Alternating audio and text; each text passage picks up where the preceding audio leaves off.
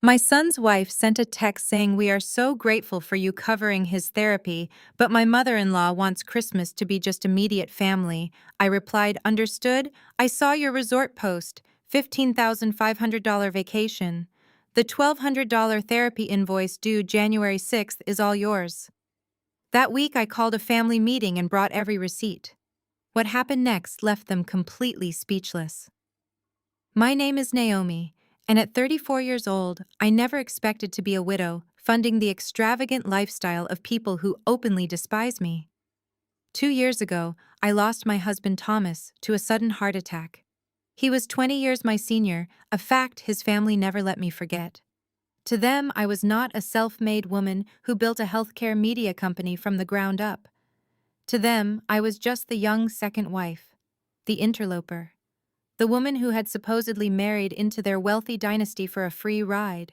Before I continue this story, let me know where you are watching from in the comments below. Hit like and subscribe if you have ever had to stand up to entitled relatives who treat you like an ATM while disrespecting your boundaries. It was December 23rd, right around 2 in the afternoon. I was sitting in the driver's seat of my Porsche Cayenne with the engine idling outside a high-end toy boutique in Manhattan. I had just spent an hour picking out the perfect sensory-friendly gifts for my 6-year-old step-grandson Toby.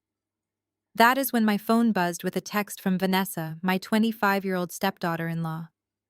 Hey Naomi, we are so grateful you have been covering Toby's behavioral therapy. It helps him so much. But Beatrice and Leo decided they want Christmas dinner at the Hamptons' house to be just immediate family this year.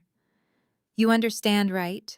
It has been so hard since Thomas passed, and we just need intimate time. Let us do lunch in January. I did not blink. I did not cry. I did not feel the sting of rejection because, frankly, after 2 years of their thinly veiled insults and relentless financial parasitism, the text was not a surprise. It was an insult to my intelligence. Immediate family, I muttered to myself, tapping my manicured nail against the leather steering wheel.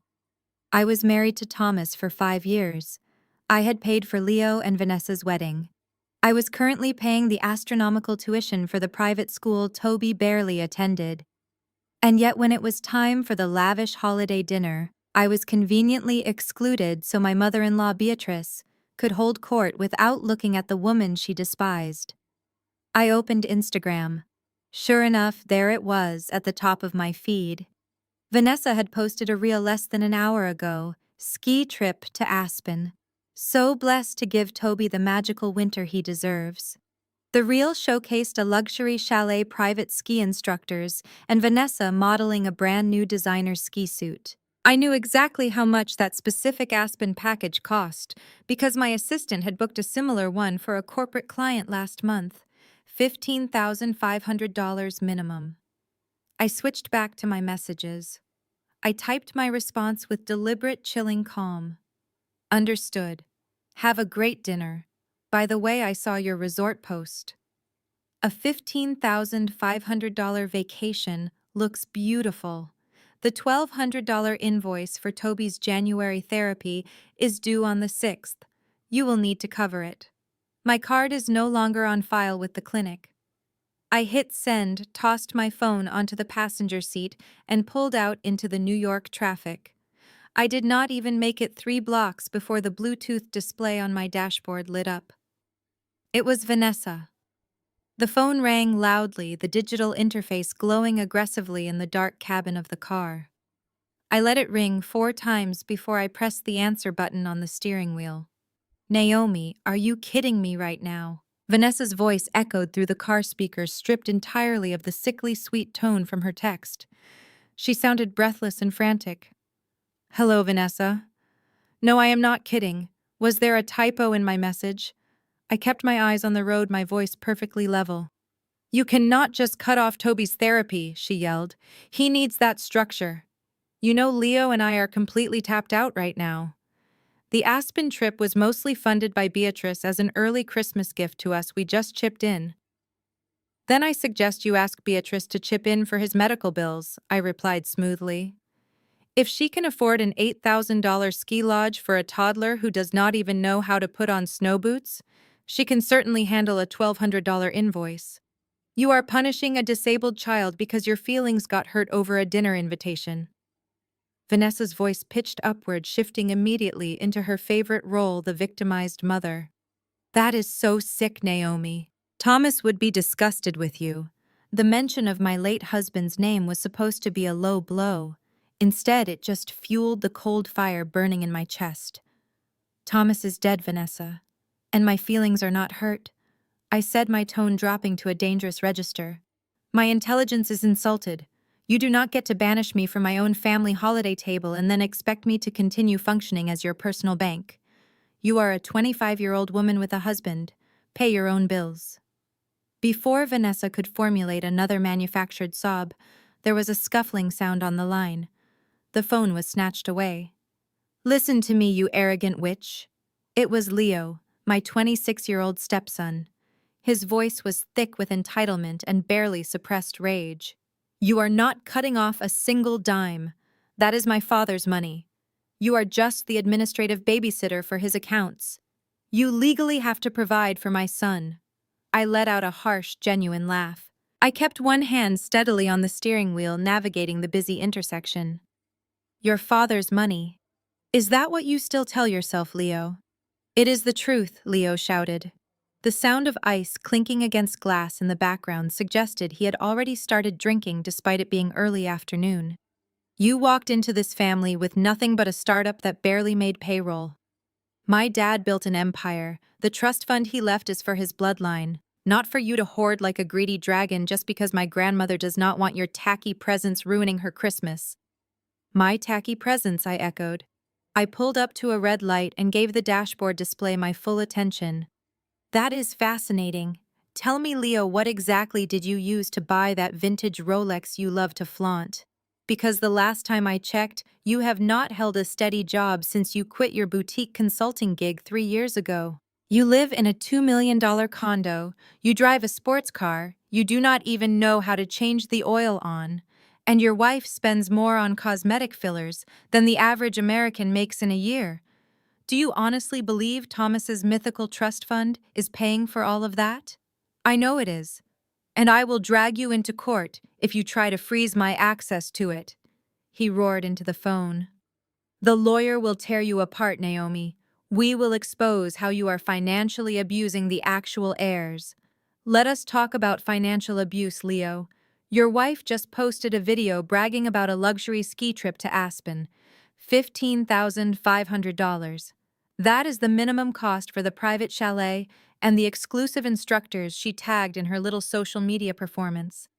Yet you two are calling me in a panic over a $1,200 medical bill for your own child. You have the audacity to drop 15 grand on snow bunnies and champagne, but expect the woman you just banned from your family holiday dinner to foot the bill for your son's health care.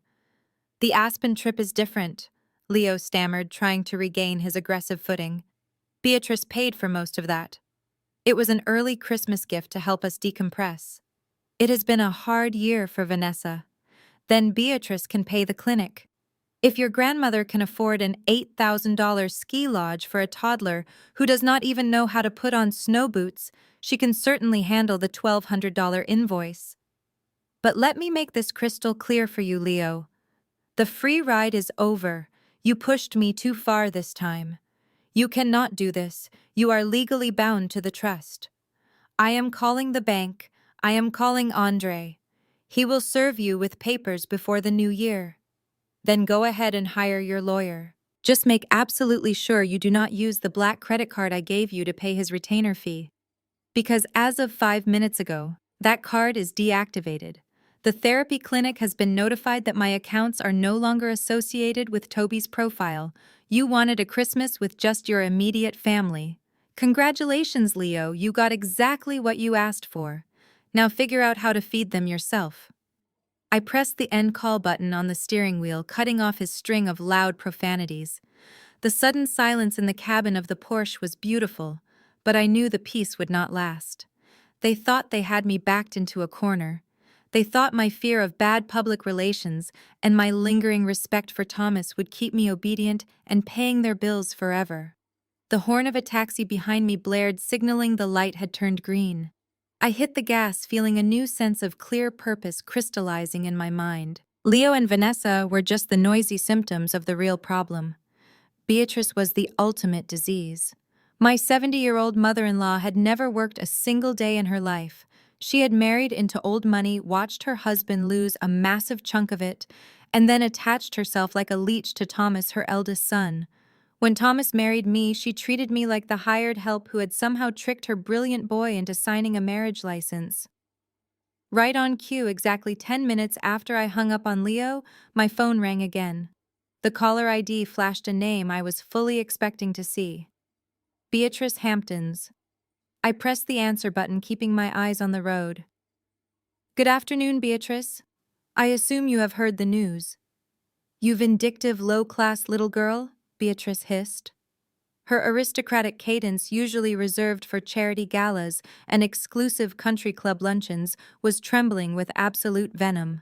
How dare you terrorize my grandchildren on the eve of our holiday? Have you no shame? Shame, I repeated, turning my vehicle onto Park Avenue. Beatrice, I just saved myself $1,200. I am feeling incredibly proud of myself right now. You are going to call that clinic this instant and reinstate your credit card, she ordered. Her tone indicated she firmly believed she still held absolute unquestionable authority over me. If you do not, I will personally call my contacts at the New York Times. You work in healthcare media, Naomi. How do you think your corporate sponsors will react when they read a feature article about a wealthy chief executive officer who financially abuses her autistic step-grandson? I tightened my grip on the steering wheel. It was a classic Beatrice move, weaponizing public relations and twisting the narrative to suit her agenda. She knew my company, Vitality Media, was currently in the final stages of a massive corporate merger. A scandal involving the mistreatment of a disabled child could tank our valuation overnight, and she was banking heavily on that fear to keep me in line.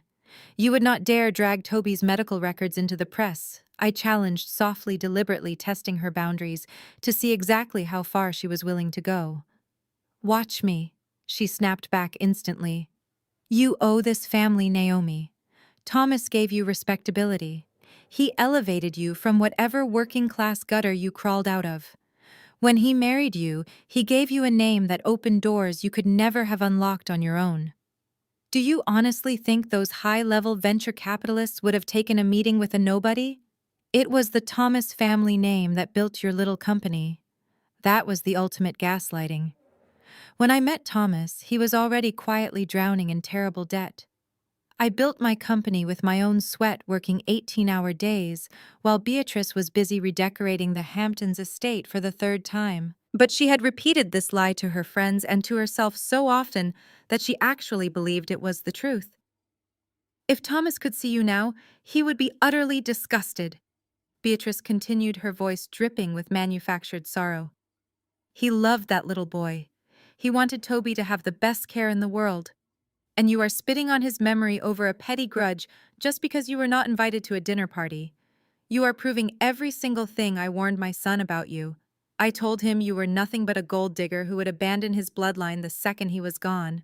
A gold digger, I said, letting the words hang heavily in the air inside the car. That is a very interesting choice of words, Beatrice, considering your grandson was just screaming at me to hand over the contents of his father's trust fund. That trust fund is his birthright, Beatrice fired back defensively. And as Thomas's widow, it is your moral duty to ensure his descendants are cared for in the manner they are accustomed to. Vanessa is practically having a nervous breakdown right now. She had to cancel her afternoon massage appointment just to deal with the clinic. You have entirely ruined their holiday peace. I am sure Vanessa will recover once she hits the slopes in Aspen, I replied smoothly, refusing to raise my voice. Did she show you the designer ski suit she bought for the trip? It looks very warm. Do not deflect, Beatrice commanded sharply. I am giving you one chance to fix this colossal mistake, Naomi. You will call the clinic and pay the invoice for the entire year up front. Then you will send Vanessa a formal apology for causing her this unnecessary stress. If you do exactly as I say, I might reconsider and allow you to stop by the house for a quick drink on Christmas evening after the real family has finished dinner. Allow me to stop by, I asked, my voice dropping to a dangerously quiet pitch. Yes, Beatrice said confidently. mistaking my calm demeanor for submission. But until then, you will stay away from the Hamptons. We do not want your negative energy poisoning our Christmas Eve. Do we have an understanding? Oh, we have a perfect understanding, Beatrice, I said. Enjoy your holiday. I ended the call before she could say another word. I pulled my car into the secure underground garage of my corporate building, killed the engine, and sat in the dark for a long moment. They really thought they had me completely backed into a corner. Beatrice genuinely believed that her threats of public humiliation and her constant weaponization of my late husband's memory would force me into endless compliance. They had spent 2 years treating me like a disposable bank account while simultaneously trying to erase my position in the family. They thought I was just going to roll over and take it. They were entirely wrong. I picked up my phone and dialed my executive assistant. The line clicked open immediately. Hello, Naomi. Everything okay? Never better, I replied, stepping out of the Porsche and locking the doors. I need you to cancel the rest of my afternoon meetings and clear my schedule for tomorrow morning. Done, she said efficiently. What do you need? I need you to pull the complete financial ledgers for the Thomas Family Trust, from the exact day he died. Up to this morning, I instructed, walking toward the private elevator. Then I need you to pull the property deeds for the Hamptons estate. Make physical copies of everything. The elevator doors slid open. I stepped inside, staring at my reflection in the mirrored walls. I was done playing defense. It was time to show Beatrice exactly what kind of working-class gutter I came from. Stepping out of the elevator into the penthouse suite of Vitality Media, I felt a profound sense of clarity. The glass doors parted smoothly. Megan. My executive assistant was already waiting by my desk, with 2 thick manila folders, just as I had requested. She took one look at my face and wisely decided not to ask any questions. I walked into my corner office overlooking the Manhattan skyline. I dropped my handbag onto the leather sofa and took the folders from her hands. Thank you, Megan. You can head home early for the holiday. After she left, I sat down at my massive oak desk and opened the first folder. Let us look at the great myth of the Thomas Family Trust, I said aloud to the empty room. The bank statements were meticulously organized and highlighted in neon yellow. Every single luxury expense Leo, Vanessa, and Beatrice had enjoyed for the past 24 months was laid bare in black and white ink. I traced my finger down the columns of numbers, feeling a dark sense of vindication. There was the $5,000 charge for Leo repairing his Porsche in February. There was the $12,000 Vanessa spent at the designer boutique in June. There was the $25,000 invoice for Beatrice, visiting an exclusive rejuvenation clinic in Switzerland just last month. The list went on and on. $500 for private golf lessons, $2,000 for imported caviar and champagne. All of it routed directly through my black corporate credit card. All of it subsidized entirely by my company revenues. Then I opened the second folder containing the property deeds and the legal loan agreements. The Hamptons estate, the crown jewel of Beatrice's social identity, was officially listed as collateral.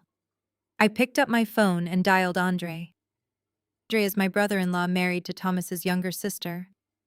More importantly, he is the family lawyer. He is a brilliant African-American attorney who has always maintained a strict professional distance from Beatrice and her toxic daily drama. He knows the absolute financial truth because he was the one who helped me structure the massive debt repayment 2 years ago behind closed doors.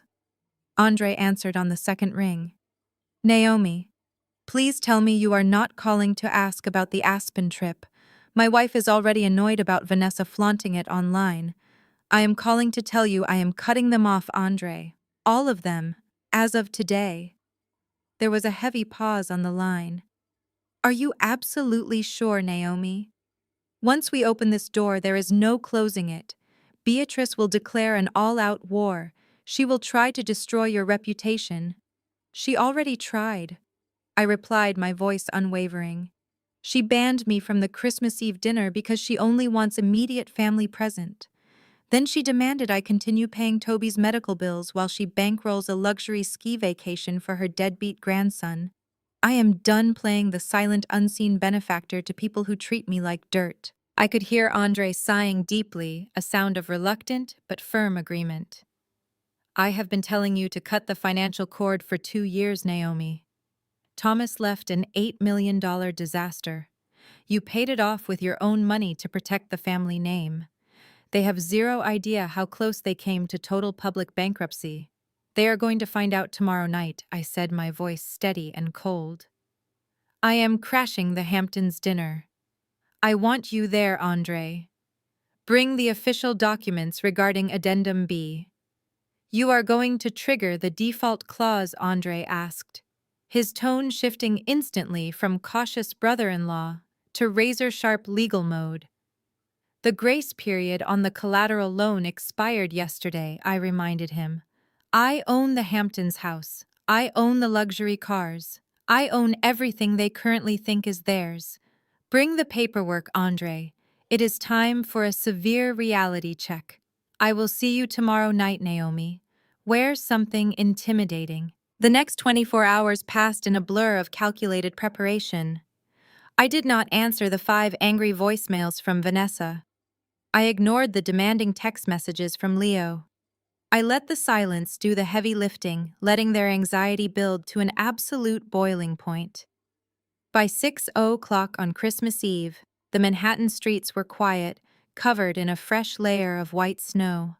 I stood in my walk-in closet, selecting my armor. I bypassed the modest conservative dresses Beatrice always pressured me to wear. Instead, I chose a tailored crimson power suit with sharp shoulders and a plunging neckline. It was bold, unapologetic, and intimidating.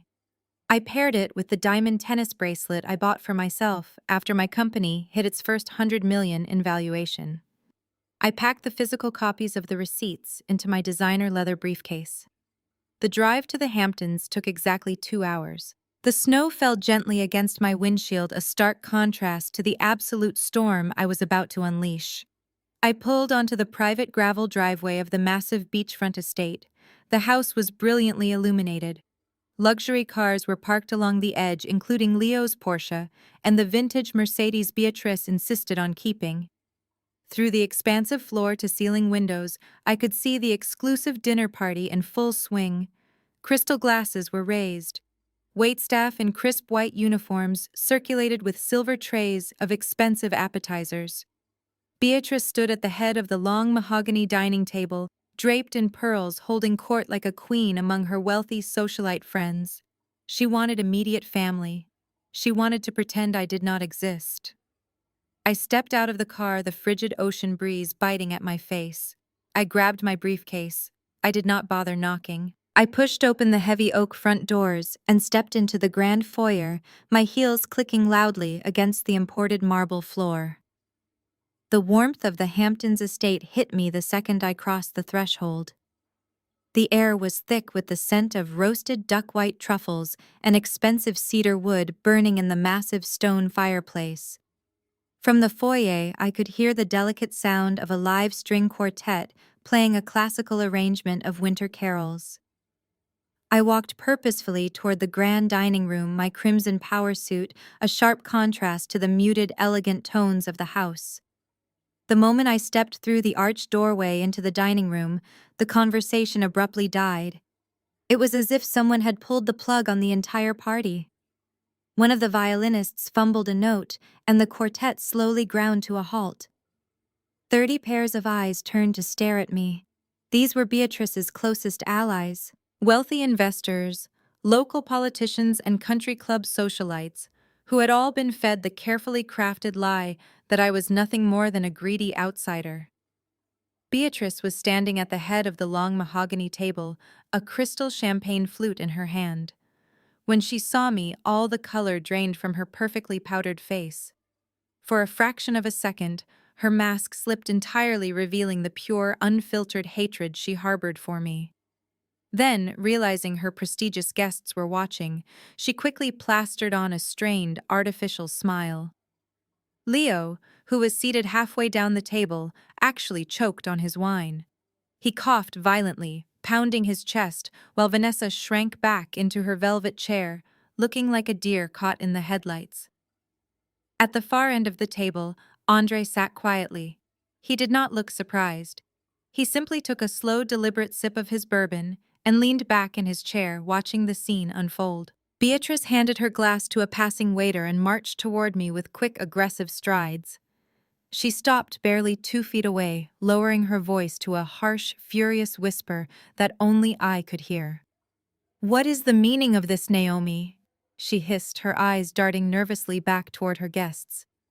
"I told you specifically that you were not welcome here tonight. You are humiliating yourself. Turn around and walk out that door right now before I have the security team physically remove you from the premises." I did not lower my voice.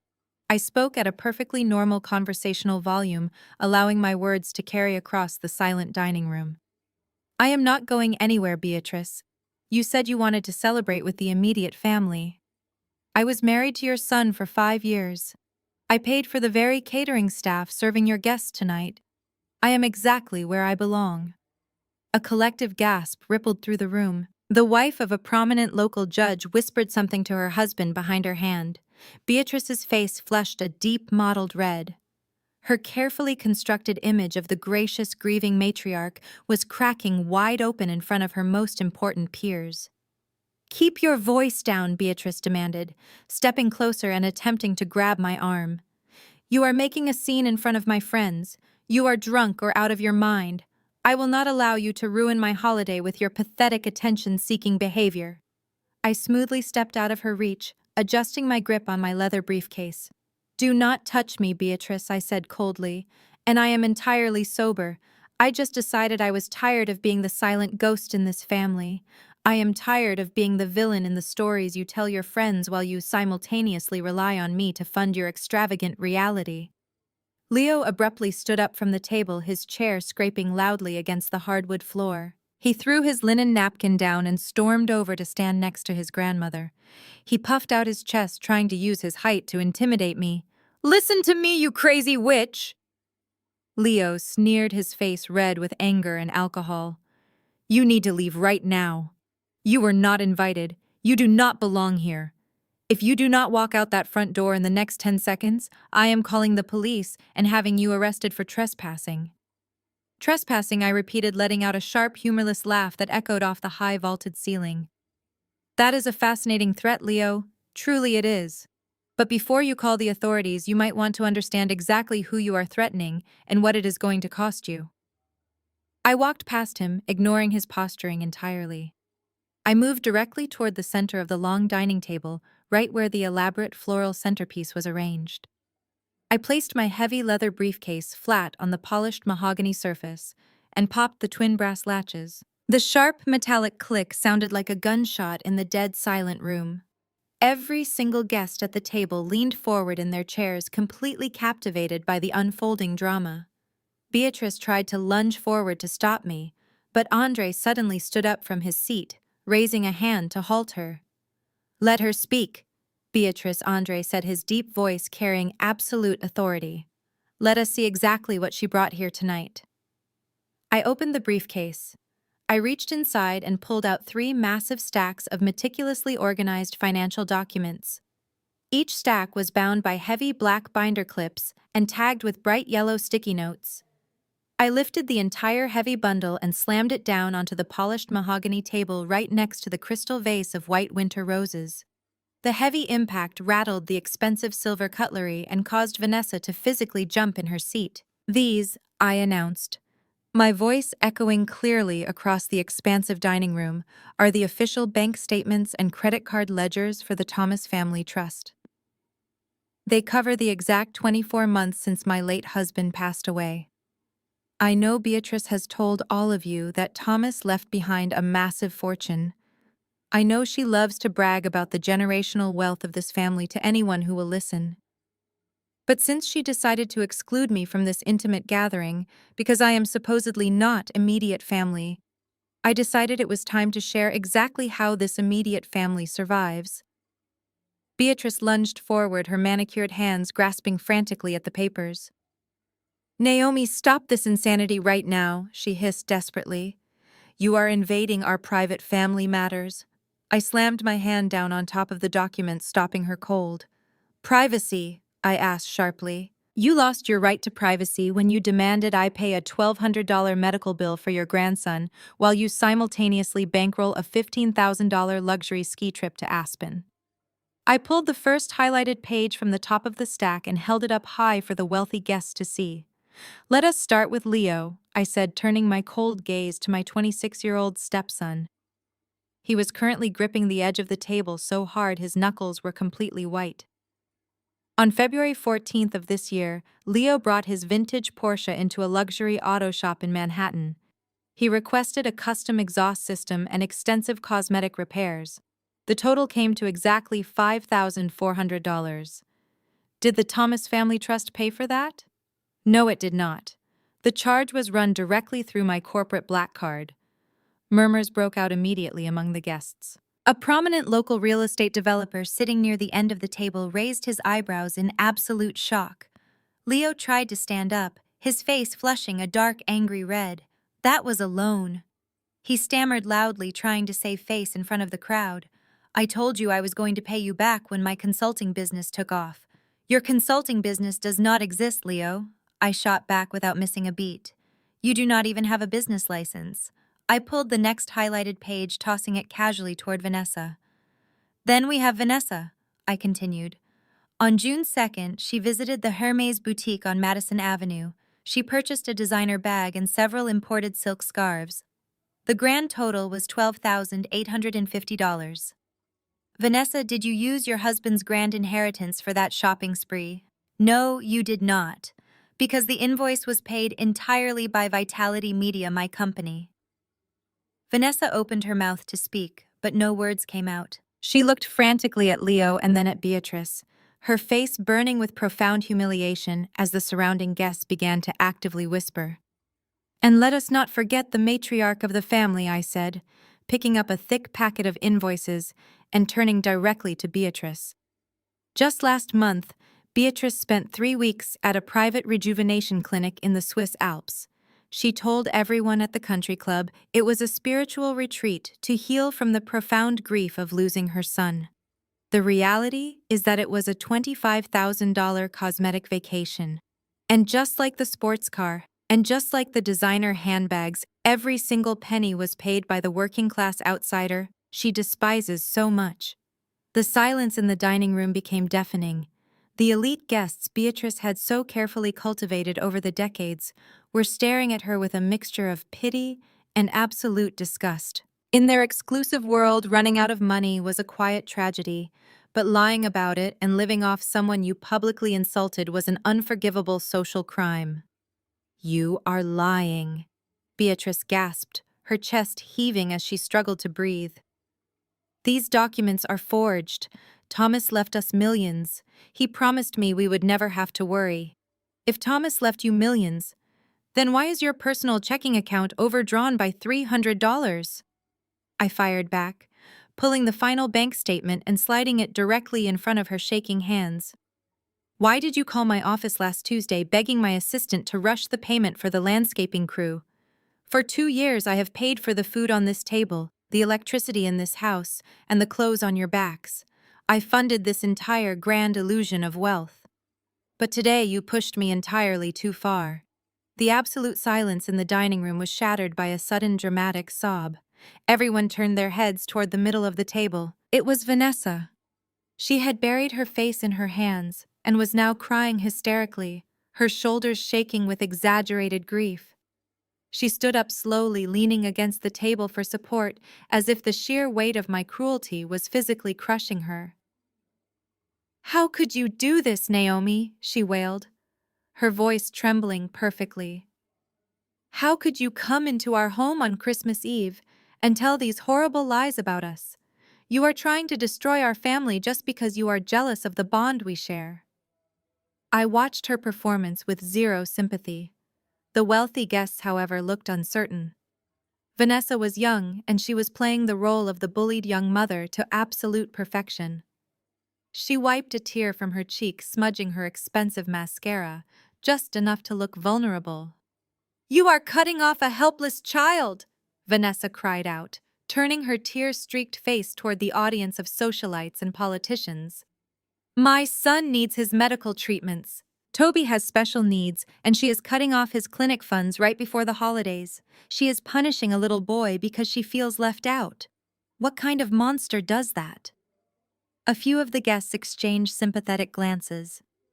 Beatrice seemed to recover a fraction of her composure, seeing an opening to regain control of the narrative. She stepped forward, ready to comfort her weeping daughter-in-law. I did not let her. I reached into the open briefcase and pulled out the printed color photograph of Vanessa's social media post. I held it up high, rotating it slowly, so every single person at the table could see the image of Vanessa posing in her brand new ski gear outside a luxury Aspen chalet. "You are right, Vanessa," I said, my voice carrying clearly over her manufactured sobs. "Punishing a child is monstrous. So why do you not explain to everyone here why you are spending $15,500 on a luxury ski vacation next week instead of paying for your own son's $1,200 medical bill? Why is it my responsibility to fund his health care while you buy designer snowsuits and hire private ski instructors?" Vanessa froze. The tears stopped instantly. She stared at the photograph of her own social media post, completely speechless. The sympathetic whispers from the guests immediately evaporated, replaced by sharp looks of absolute judgment. A mother prioritizing luxury vacations over her disabled child's medical care was a scandal they could easily digest and condemn. Seeing his wife publicly exposed and humiliated was the breaking point for Leo. He let out a loud, furious roar. He kicked his heavy dining chair backward, sending it crashing onto the marble floor. Before anyone could react, he lunged across the room directly at me. "You shut your mouth right now," he screamed, his face contorted with pure rage. He closed the distance between us in seconds, raising his arm as if he was going to knock the briefcase right off the table. I did not flinch. I stood my ground, staring him down with absolute contempt. "You stole it!" Leo shouted, his voice cracking as he pointed a shaking finger inches from my face. "You manipulated my dad when he was sick. You forced him to sign over the accounts to you. I know my father had a trust fund. He promised me he was leaving us millions. He built a massive empire and you swooped in and hijacked it. You are nothing but a thief hoarding our generational wealth while you try to publicly shame us in our own house." "Your house," I challenged, stepping closer to him so our faces were only inches apart. "Do you really want to talk about who owns this house, Leo?" "Give me my money, you witch!" he bellowed, slamming his fist violently onto the mahogany table. The crystal glasses rattled wildly. "You are going to transfer the trust funds to my account tomorrow morning, or I swear I will ruin your entire life. I will take you to court. I will expose your little media company. I will tell the whole world how you stole from a grieving family." Leo was completely out of control. His chest was heaving, and I could smell the heavy stench of expensive bourbon on his breath. He took another aggressive step forward, trying to use his physical size to intimidate me into backing down. He thought I was just a weak woman playing a bluff. "That is enough, Leo." The deep, commanding voice came from the far end of the table. Andre stood up. My brother-in-law was a tall, imposing African-American man who carried himself with the quiet, lethal confidence of a seasoned trial lawyer. He walked slowly toward the center of the room, his tailored suit immaculate, his expression completely unreadable. "Andre, tell her," Leo yelled, spinning around to face the family lawyer. "Tell this outsider she has to give us our money. Tell her my father left everything to his bloodline." Andre stopped right next to me. He looked at Leo, then at Vanessa, and finally at Beatrice, who was trembling visibly.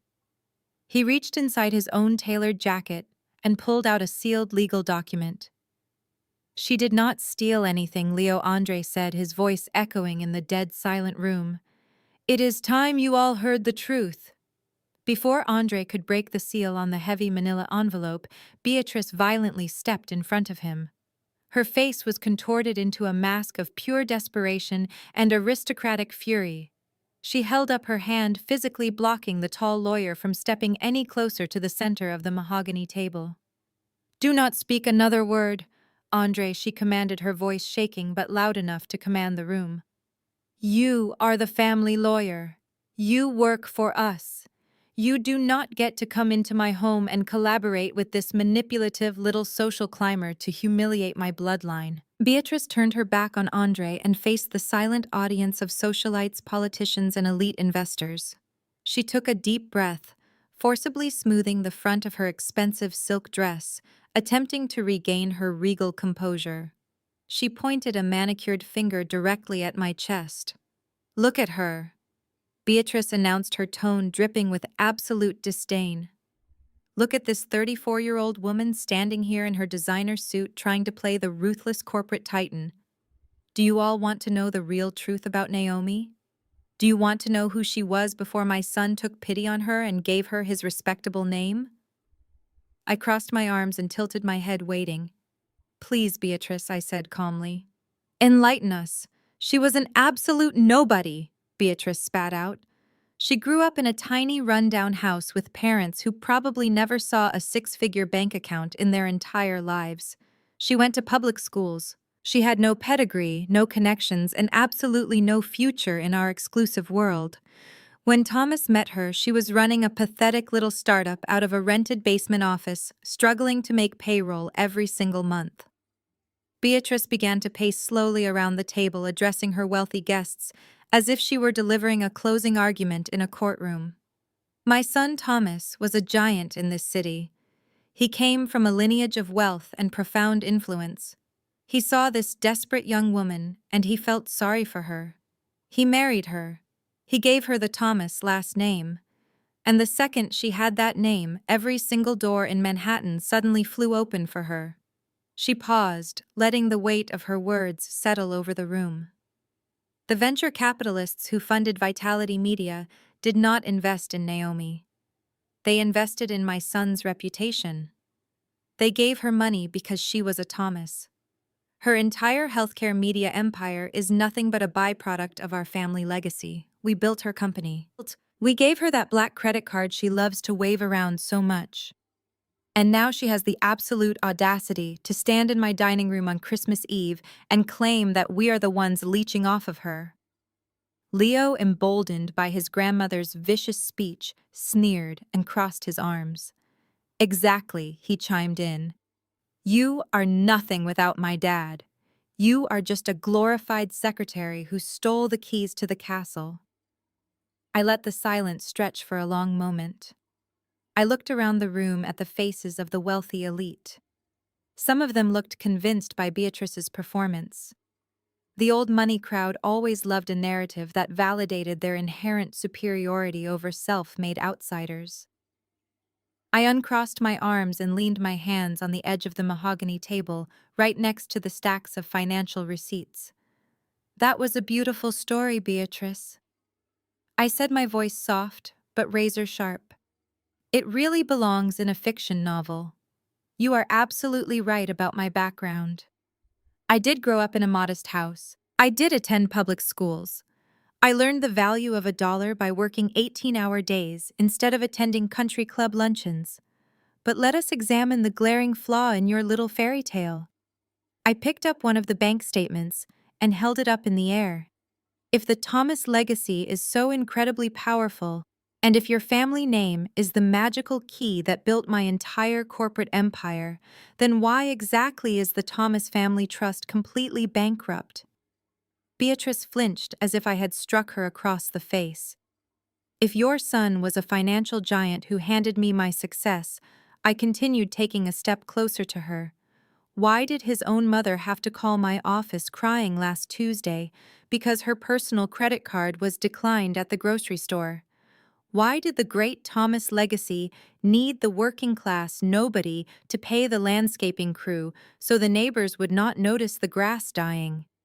"You shut up," Beatrice hissed, her eyes widening in sheer panic. "You love this narrative," I said, raising my voice just enough to dominate the room completely. "You love telling your high society friends that I am a gold digger because the alternative is admitting that you are entirely dependent on me." You hate me because you know that without my money, you would be living in a small apartment clipping coupons instead of hosting catered dinners in the Hamptons. I turned away from Beatrice's pale, shocked face and looked directly at my brother-in-law. He was still holding the sealed envelope, waiting patiently for his cue. I could not hold it in anymore. I let out a genuine sharp laugh that cut through the heavy tension in the dining room. It was not a laugh of joy, but one of pure, absolute disbelief at the sheer magnitude of their delusion. They had lied to themselves for so long that they actually believed their own fabricated reality. Andre, I said, gesturing toward the heavy manila envelope in his hands. Beatrice just delivered a beautiful, moving speech to her friends about the mighty Thomas bloodline and their generational wealth. Leo here is actively threatening to sue me for his massive inheritance. I think it is time we stop keeping their secrets. Tell them, Andre. Tell the entire room the exact financial state of the Thomas family trust on the day your brother-in-law died. Beatrice lunged forward again, her manicured fingers curling into claws. Andre. Do not you dare, she screamed, her voice cracking with panic. I am the matriarch of this family. I forbid you from opening those files. If you speak one word of our private business, I will have you disbarred. I will ruin your legal career in this city. I will make sure you never practice law again. Andre did not flinch. He was a partner at one of the most prestigious law firms in Manhattan. He looked down at Beatrice with a mixture of pity and sheer exhaustion. Beatrice, you cannot ruin my career, he said, his voice completely calm and level. You cannot even afford to pay my standard retainer fee, let alone wage a legal war against my firm. And as the executor of the Thomas estate, my fiduciary duty is to the truth and the law, not to your fragile social ego.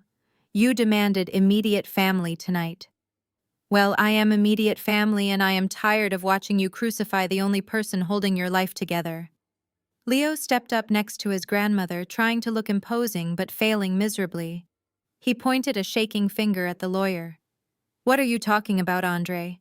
My dad was worth millions. He told me himself.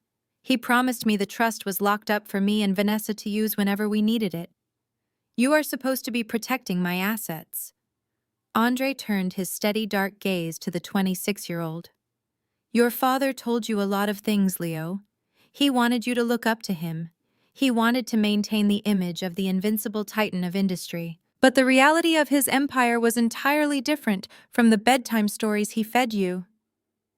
Andre broke the heavy wax seal on the envelope. The loud, tearing sound echoed sharply in the silent room.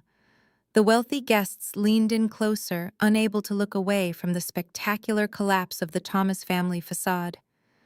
Some of the socialites were already whispering behind their hands, pulling out their phones under the table, probably texting the scandalous gossip to the rest of their exclusive circle. He pulled out a thick stack of legal papers stamped with official court seals. He placed them deliberately on the table, right next to my piles of credit card receipts.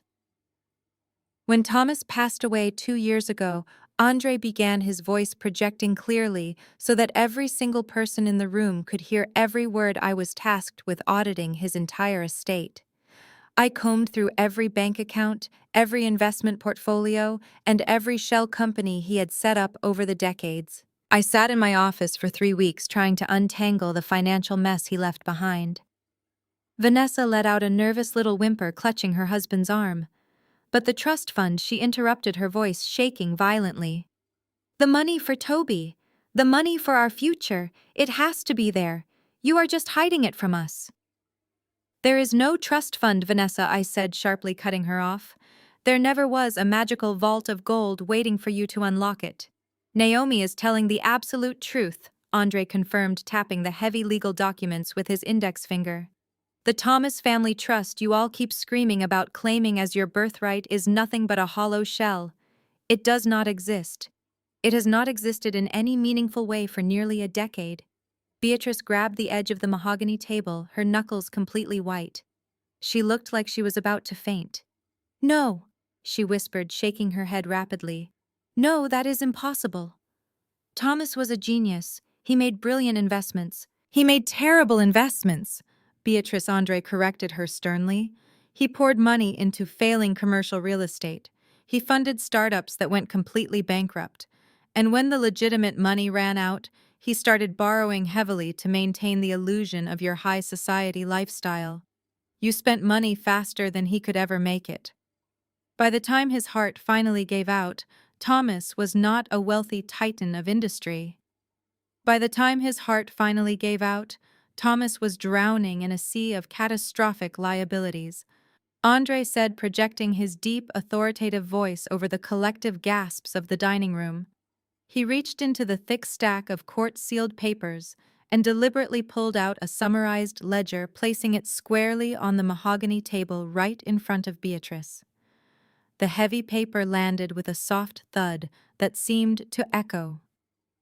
"Look at the bottom line," Beatrice Andre instructed, his tone leaving absolutely no room for argument.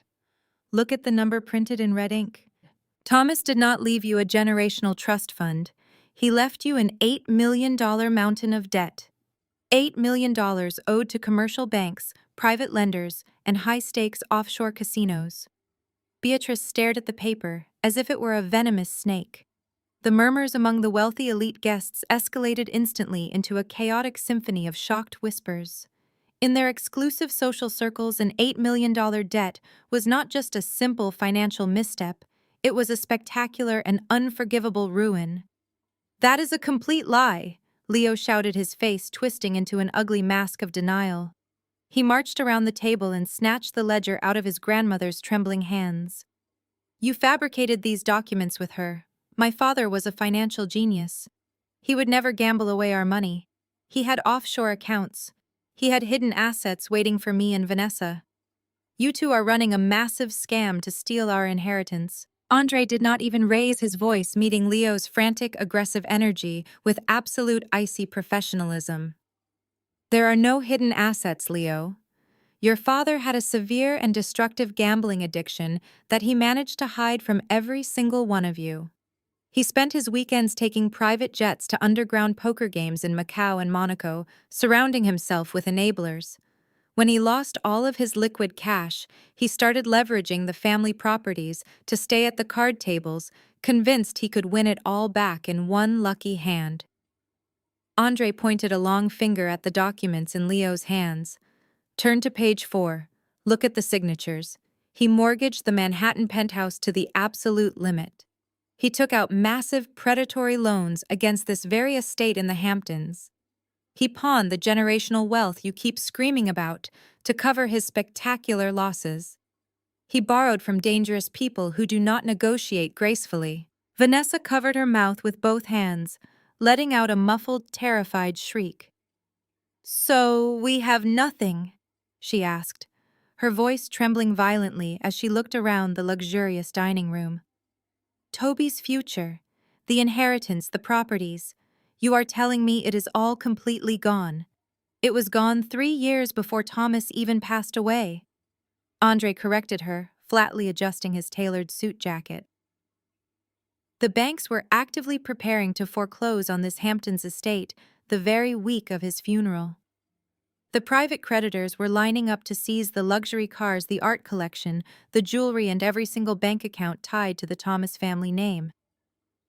You were exactly 5 days away from being dragged out of this house by federal marshals and publicly humiliated on the front page of the financial tabloids."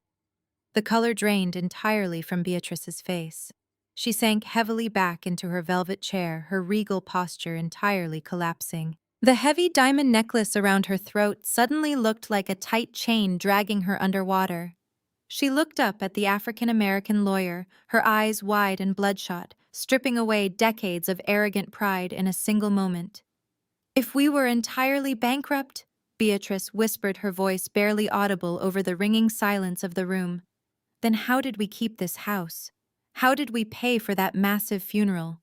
How are we still sitting here eating roasted duck and drinking imported champagne?" Andre turned his body, slowly shifting the attention of the entire room directly onto me. "Because of Naomi," he stated clearly. While you were busy planning a funeral fit for a king and ordering custom imported floral arrangements, Naomi was sitting in my law office, negotiating with incredibly aggressive creditors. She used her own corporate capital from Vitality Media to satisfy the most immediate and dangerous debts. Leo shook his head, stepping backward as if physically repulsed by the truth. No, he muttered, staring blindly at the legal ledger in his hands. She is a nobody. She does not have that kind of money. She has exactly that kind of money, Andre fired back instantly. She assumed the mortgages you could not pay. She paid off the shady lenders to keep your father's pristine family name out of the criminal headlines. She sacrificed her own hard-earned wealth to save you from absolute destitution. And in return, you banned her from Christmas dinner and demanded she pay for your son's medical care while you booked luxury ski trips. I stood silently watching the absolute destruction of their false reality. The elite guests were now staring at Beatrice and Leo with pure, undisguised disgust. The mighty Thomas legacy was dead, and I was the one holding the shovel. They had spent 2 years treating me like a disposable servant, and now the entire world knew I was their financial savior. The silence that followed my realization was so absolute, you could hear the winter wind howling against the glass windows of the Hamptons estate. The wealthy guests were entirely paralyzed in their seats. Nobody reached for their crystal champagne flutes. Nobody dared to whisper a single word. They were completely captivated by the grotesque public implosion of the mighty Thomas family legacy. For Beatrice, the truth was an acidic poison she simply refused to swallow. Her brain could not process the fact that her brilliant golden child had been a degenerate gambler. She could not accept that her entire opulent existence, her designer wardrobe, and her catered holiday parties were subsidized entirely by the woman she viewed as peasant trash. The cognitive dissonance was too great for her fragile mind. Suddenly, Beatrice let out a sound that was half breathless gasp and half primal scream. She pushed herself up from the velvet dining chair with such violent, unpredictable force that the heavy antique chair tipped backward and crashed loudly onto the imported marble floor. She marched straight toward Andre. Her manicured hands were clenched into tight shaking fists at her sides, and her eyes were completely wild with irrational fury. "You lying traitor!"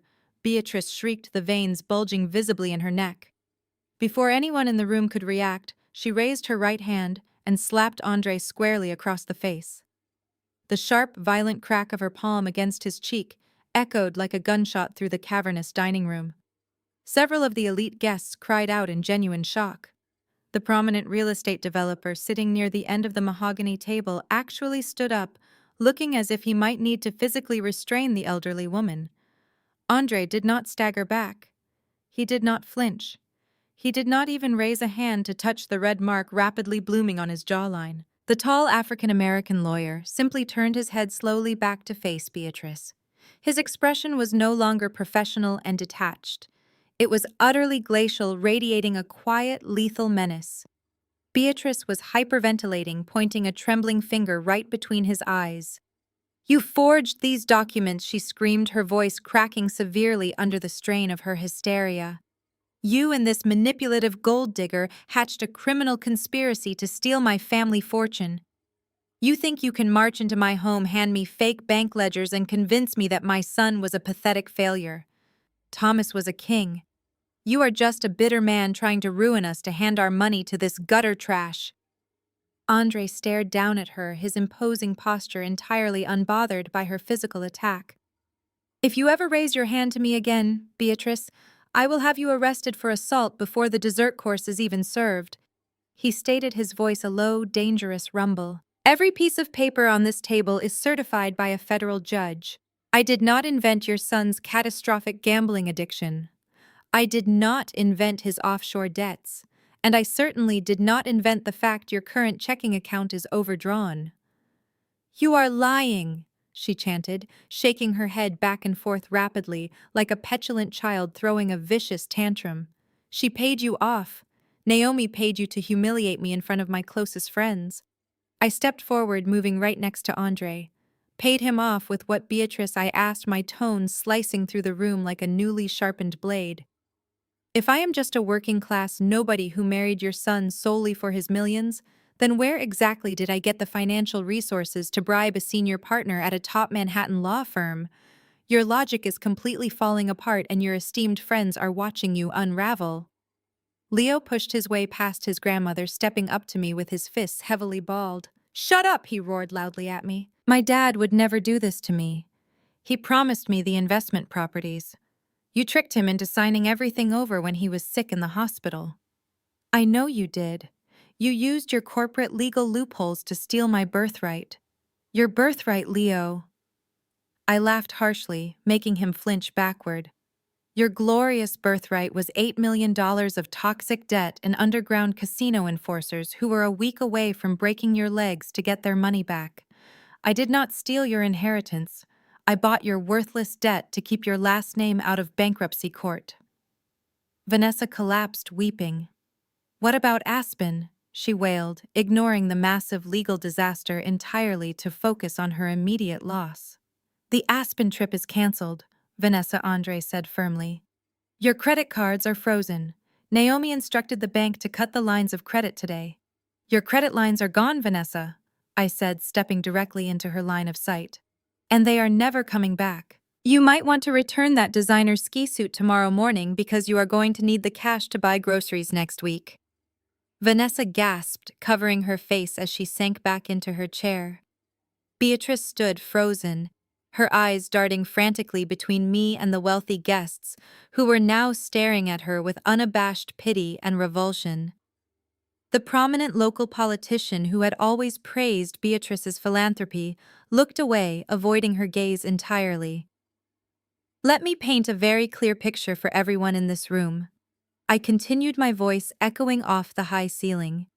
2 years ago, when Thomas had his fatal heart attack, you were all entirely focused on the aesthetics of your grief. Beatrice, you were busy interviewing luxury caterers for the memorial reception, insisting on the most expensive imported champagne.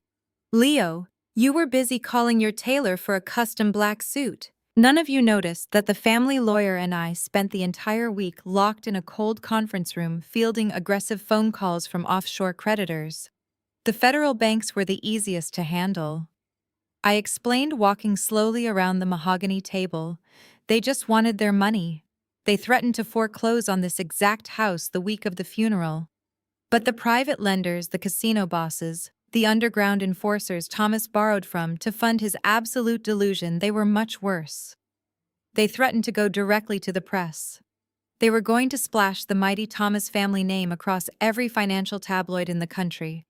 A respected titan of industry dies a degenerate gambling addict, leaving his elderly mother and useless son completely destitute. That was the front-page headline they explicitly promised me. I paused, letting the sheer horror of that reality sink into Beatrice's prideful mind. She gripped the edge of the table, her knuckles turning white as she realized how close she had come to total social annihilation. "I could have let them do it," I said softly, but with lethal precision. "I could have packed my bags, walked out the front door, and let the federal marshals drag you out into the street. It would not have been my debt." But I respected Thomas. He was a deeply flawed man, but he was my husband. Furthermore, my own company, Vitality Media, was preparing for a massive corporate expansion. A sensational public scandal involving my late husband would have severely damaged my own corporate valuation and frightened my investors. So I made a calculated decision, I told the silent room. I liquidated my personal investment portfolios. I leveraged my own majority shares in Vitality Media, risking everything I had built from the ground up. I took out massive corporate loans under my own name. I raised the $8 million in cash, and I quietly bought every single piece of your toxic debt. I paid off the casinos. I paid off the federal banks. I satisfied the underwater mortgages on the Manhattan penthouse and this Hamptons estate. I wrote those massive multi-million-dollar checks while all of you were busy ordering custom imported orchids for the wake. Leo shook his head violently, his face pale. "No, you're just saying this to make yourself look like a savior. If you paid it off, why did you not just tell us? Why keep it a secret for 2 whole years? Because I knew exactly who you people were. I fired back, looking him dead in the eye.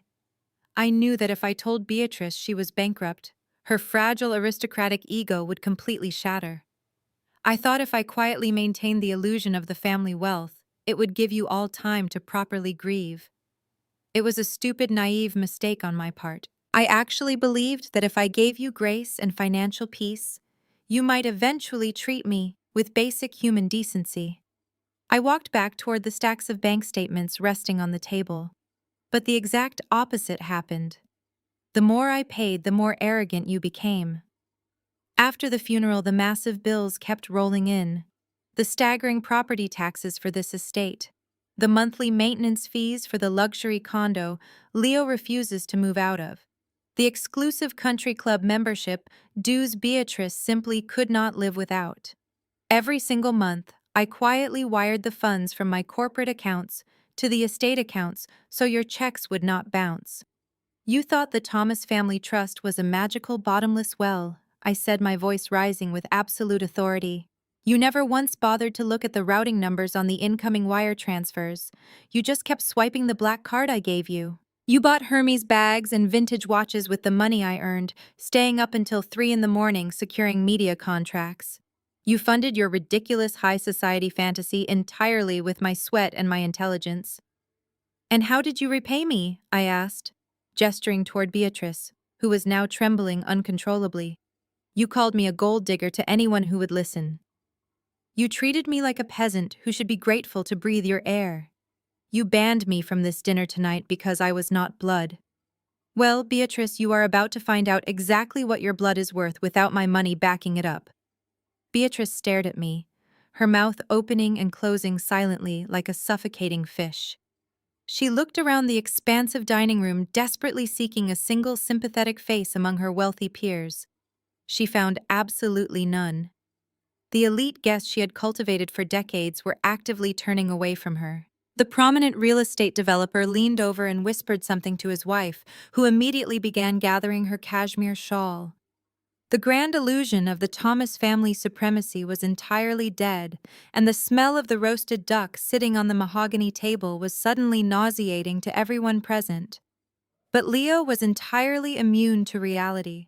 He had spent his entire 26 years being violently shielded from consequences, and he simply refused to accept defeat. Instead of showing an ounce of gratitude that I had saved him from federal marshals and underground casino enforcers, he decided to double down on his sheer, unadulterated greed. You think you are so incredibly smart? Leo sneered. He pushed past his grandmother and marched right up to me, his chest heaving with alcoholic bravado. You think you can march in here, drop some paperwork, and play the heroic savior? But you just admitted everything I need to completely destroy you in court. I looked at him, genuinely astounded by his arrogance. Is that so, Leo? Yes, it is, he shouted, a twisted, triumphant smile spreading across his flushed face. You just confessed in front of 30 witnesses that you used your corporate money to pay off those debts. But you made that money while you were married to my father. That makes it marital property, Naomi. Under New York law, half of everything you own belonged to him, which means the millions you used to pay off the casinos and the banks was actually his money. My money. You did not save us. You just used our own inheritance to cover his debts so you could hoard the rest of the fortune for yourself. He turned to the silent room, throwing his arms out wide. She is a thief, he declared loudly. She owes me millions. I am his bloodline. Andre let out a deep, heavy sigh that resonated across the room. The tall African-American lawyer shook his head, pinching the bridge of his nose in sheer professional frustration. Leo, you are not an attorney, Andre said, his voice laced with heavy disdain. Stop pretending to be one before you embarrass your grandmother any further in front of her high society friends. I know my rights. Leo aggressively fired back, pointing a shaking finger at Andre. She was married to my dad. Her money is our money. Your father insisted on an ironclad prenuptial agreement, Andre explained, speaking slowly and clearly, as if he were addressing a very stubborn child. Thomas drafted it himself because he wanted to protect what he believed was his massive empire from Naomi. That legally binding document completely separated their assets. Naomi built Vitality Media 3 years before she even met your father. Your father had absolutely zero legal claim to her company, her revenues, or her personal investment portfolios. Not a single penny of the money she used to save this family belonged to Thomas. I do not care about a stupid piece of paper, Leo roared, his voice cracking. He completely ignored the legal facts, stepping forward until he was invading my personal space. He tried to use his physical size to tower over me. She is his widow. She has a moral and legal obligation to provide for his direct descendants. She owes me. I am the son. I carry the Thomas family name. I am the true heir to this estate, not some cheap second wife who manipulated her way into our lives. Vanessa, emboldened by her husband's aggressive outburst, suddenly stood up from her chair. He is right, she chimed in, her voice shrill and desperate. You owe Toby. You cannot just leave a helpless child with nothing while you sit in your Manhattan penthouse counting your millions. You have a duty to this family. I did not back away from Leo. I held my ground, staring directly into his bloodshot eyes. I owe you absolutely nothing, I stated, my voice dropping to a dangerous whisper that carried incredible weight. I fulfilled my moral obligation the day I wrote an $8 million check to keep the mob away from your front door. I fulfilled my duty to Thomas by giving his family 2 full years of grace to get their lives together. You took that grace and you squandered it. You spent my money on vintage watches and designer handbags while openly insulting me behind my back. You cannot just walk away, Leo screamed, spraying saliva as he yelled. You are legally bound to us forever. I am legally bound to no one, I replied coldly. And your entitlement is exactly why I am ending this tonight. You thought because I was married to your father I would be a compliant little bank for the rest of your life. You thought you could abuse me and banish me while spending my hard-earned capital. But you forgot one crucial detail, Leo. I reached into my leather briefcase and pulled out the final stack of documents. I pulled the final stack of documents from my leather briefcase and placed them gently on the mahogany table. The crisp white paper felt heavy with absolute finality. While all eyes in the dining room were glued to the paperwork, a sudden movement caught my peripheral vision. Vanessa slowly backed away from her husband. She pressed a trembling hand to her forehead, feigning a sudden dizzy spell in front of the elite audience. She whispered something to Leo about needing to check her phone for a medical update from Toby's nanny and quickly slipped out of the grand dining room. I let her go. She was nothing but a minor distraction compared to the legal execution I was about to perform. What I did not know at that exact moment was that Vanessa had not gone to check on her son. She had retreated straight up the sweeping marble staircase to one of the opulent guest bathrooms. She stood in front of the gold-plated mirror, purposefully smudging her expensive waterproof mascara down her cheeks to look utterly distraught. She messed up her perfectly styled hair. Then she pulled out her phone, opened her social media application, and hit record. Vanessa delivered the acting performance of a lifetime. She stared directly into the camera lens with wide, terrified eyes. She began the video with a choked sob, claiming she was hiding in a bathroom on Christmas Eve because her family was under a malicious financial attack. She used every single buzzword she knew would trigger massive online outrage. She called me her 34-year-old billionaire stepmother. She completely omitted the massive $8 million gambling debt Thomas had left behind. She conveniently forgot to mention her $15,000 luxury ski vacation to Aspen, or her $12,000 designer shopping sprees. Instead, she told her thousands of followers that I had marched into their home on a sacred holiday and maliciously cut off the medical funding for her severely autistic toddler out of pure, wicked spite. Please help us, Vanessa pleaded in the highly edited video, wiping away a fake tear. She has frozen our bank accounts. She is trying to throw a disabled 6-year-old child out into the cold on Christmas because she hates my husband. She is using her massive corporate wealth to silence us and financially abuse us.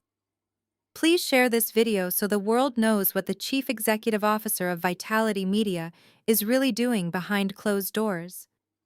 She did not just post it to her own followers. She deliberately tagged several major celebrity gossip accounts, local New York news stations, and corporate accountability watchdogs. She knew exactly what she was doing. She was attempting to trigger a massive public relations nightmare that would force my board of directors to panic. She believed the resulting corporate scandal would force me to capitulate to her demands and reinstate their limitless bank accounts just to save my company's stock from completely crashing.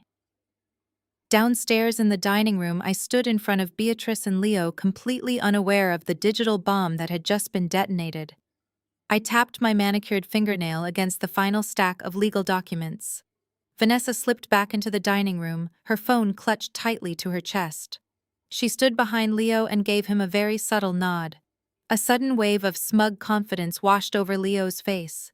He thought his wife had just secured their ultimate leverage. I looked at the two of them. Their sheer audacity was almost impressive. They were standing in a house they did not own, surrounded by high society guests, who now openly despised them, trying to intimidate the woman who held their entire financial existence in her hands. Andre noticed Vanessa's smug expression as well. The tall African-American lawyer narrowed his dark eyes, observing the sudden arrogant shift in the young couple's demeanor. He leaned over to me and spoke in a low voice meant only for my ears. "She just did something incredibly stupid, Naomi. I can see it in her eyes."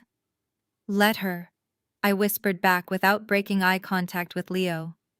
"Whatever she just did, it is not going to stop what is coming next." Within 10 minutes of Vanessa returning to the dining room, the digital fallout began. The social media algorithm picked up the dramatic keywords instantly.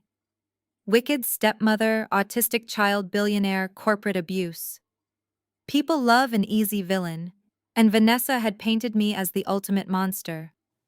The video was being shared thousands of times per minute. Vanessa stood there watching me with a vicious little smirk playing on her lips, confident that she had just ruined my life. She firmly believed that the court of public opinion would be my ultimate downfall, but she had gravely miscalculated one very important detail about my corporate strategy.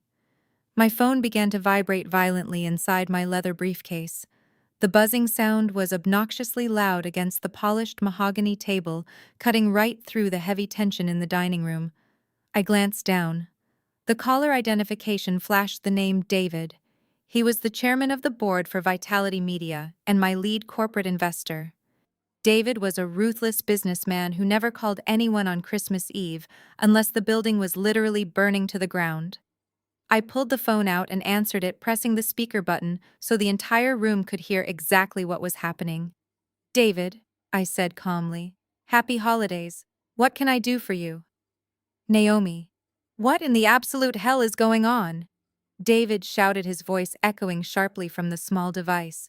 "My entire public relations team just woke me up. A video of your stepdaughter-in-law is going viral across every major social media platform. It hit 2 million views in 15 minutes. She is claiming you froze their accounts and are maliciously denying critical medical care to a severely autistic child." The comments are a complete bloodbath.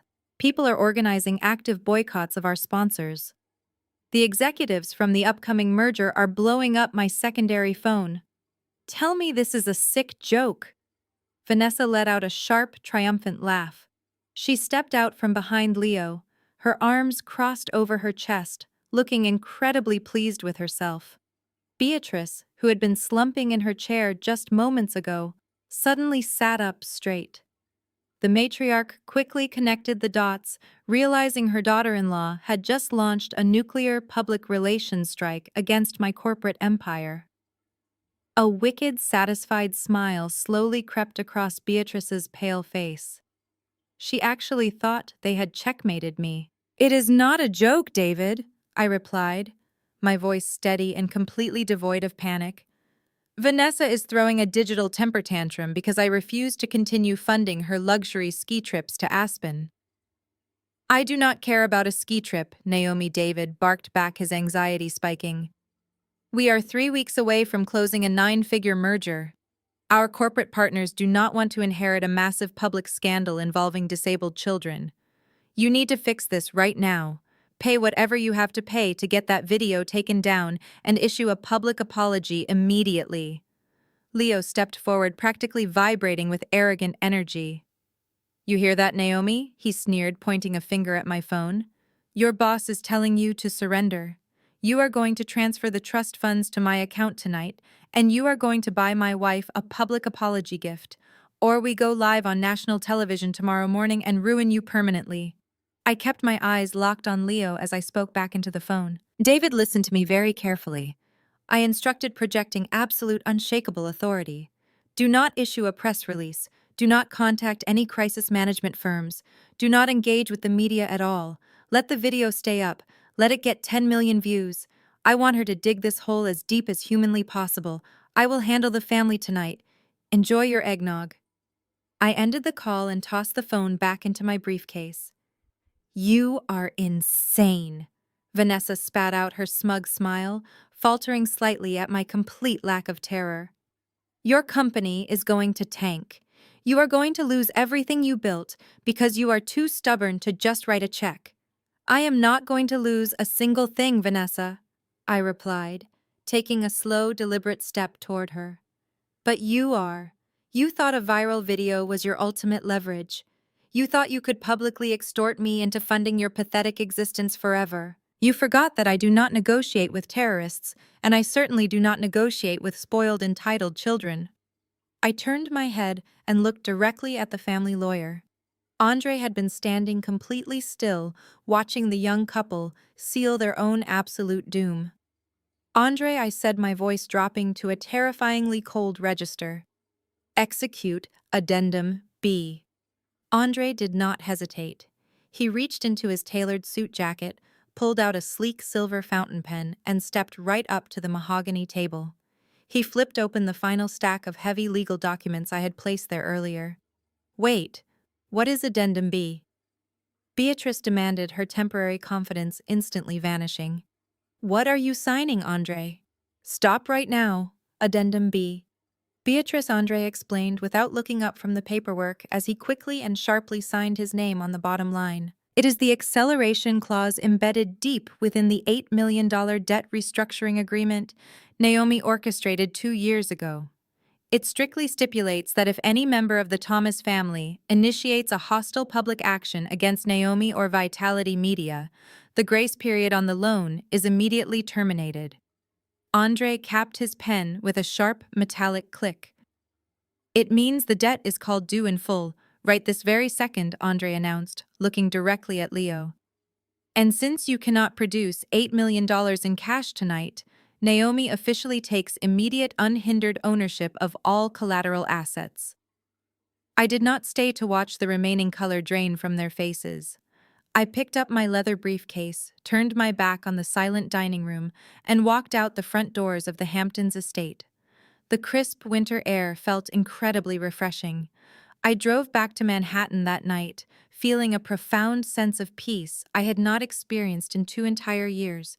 I went to sleep in my penthouse, while the digital storm raged outside, completely unbothered by the notifications lighting up my phone.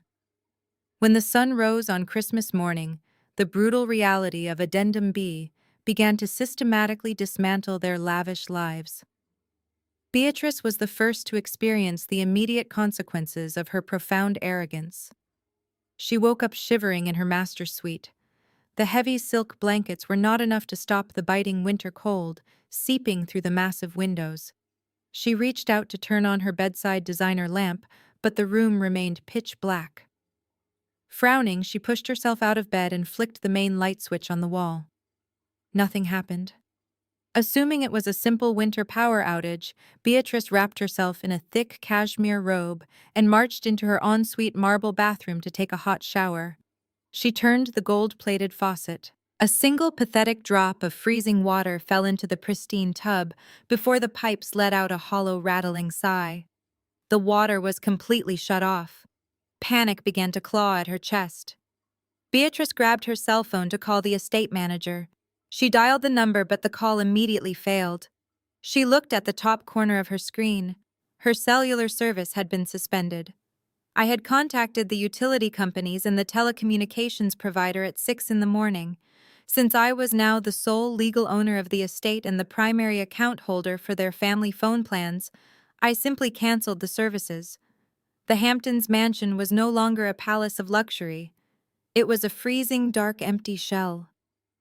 While Beatrice was having a complete breakdown in the dark, Leo and Vanessa were experiencing their own spectacular public humiliation.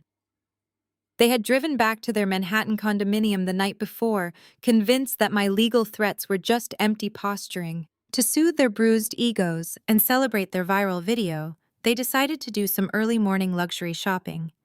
They walked into an exclusive designer boutique located in the lobby of a high-end hotel, which always stayed open for wealthy tourists on Christmas Day. Vanessa immediately picked out a $3,000 diamond tennis bracelet, claiming she deserved a shiny reward for handling the immense stress of the family drama. Leo, eager to play the role of the wealthy provider, slapped his black corporate credit card onto the glass display counter. The impeccably dressed sales associate swiped the card through the terminal. The machine let out a sharp, angry beep. The associate frowned and tried it again. Another loud beep. "I am so sorry, sir," the associate said, lowering his voice politely. "Your card has been declined." Leo's face flushed a dark, furious red. "That is impossible," he snapped, snatching the card back. "Run it again. There is no limit on that account. It is a corporate card." The associate tried one more time with the same embarrassing result. "I apologize, sir, but the terminal specifically says the account has been permanently closed by the primary cardholder. Do you have another form of payment? Perhaps a personal debit card?" Vanessa stared at Leo, her eyes wide with mounting terror. Everyone in the quiet boutique was now watching them. Leo frantically pulled out his own personal debit card, the one tied to his supposed trust fund allowance, and shoved it at the associate. The terminal rejected that one too. The money was gone. All of it. The bank accounts were frozen, the credit lines were severed, and the financial safety net they had abused for 2 years was entirely vaporized.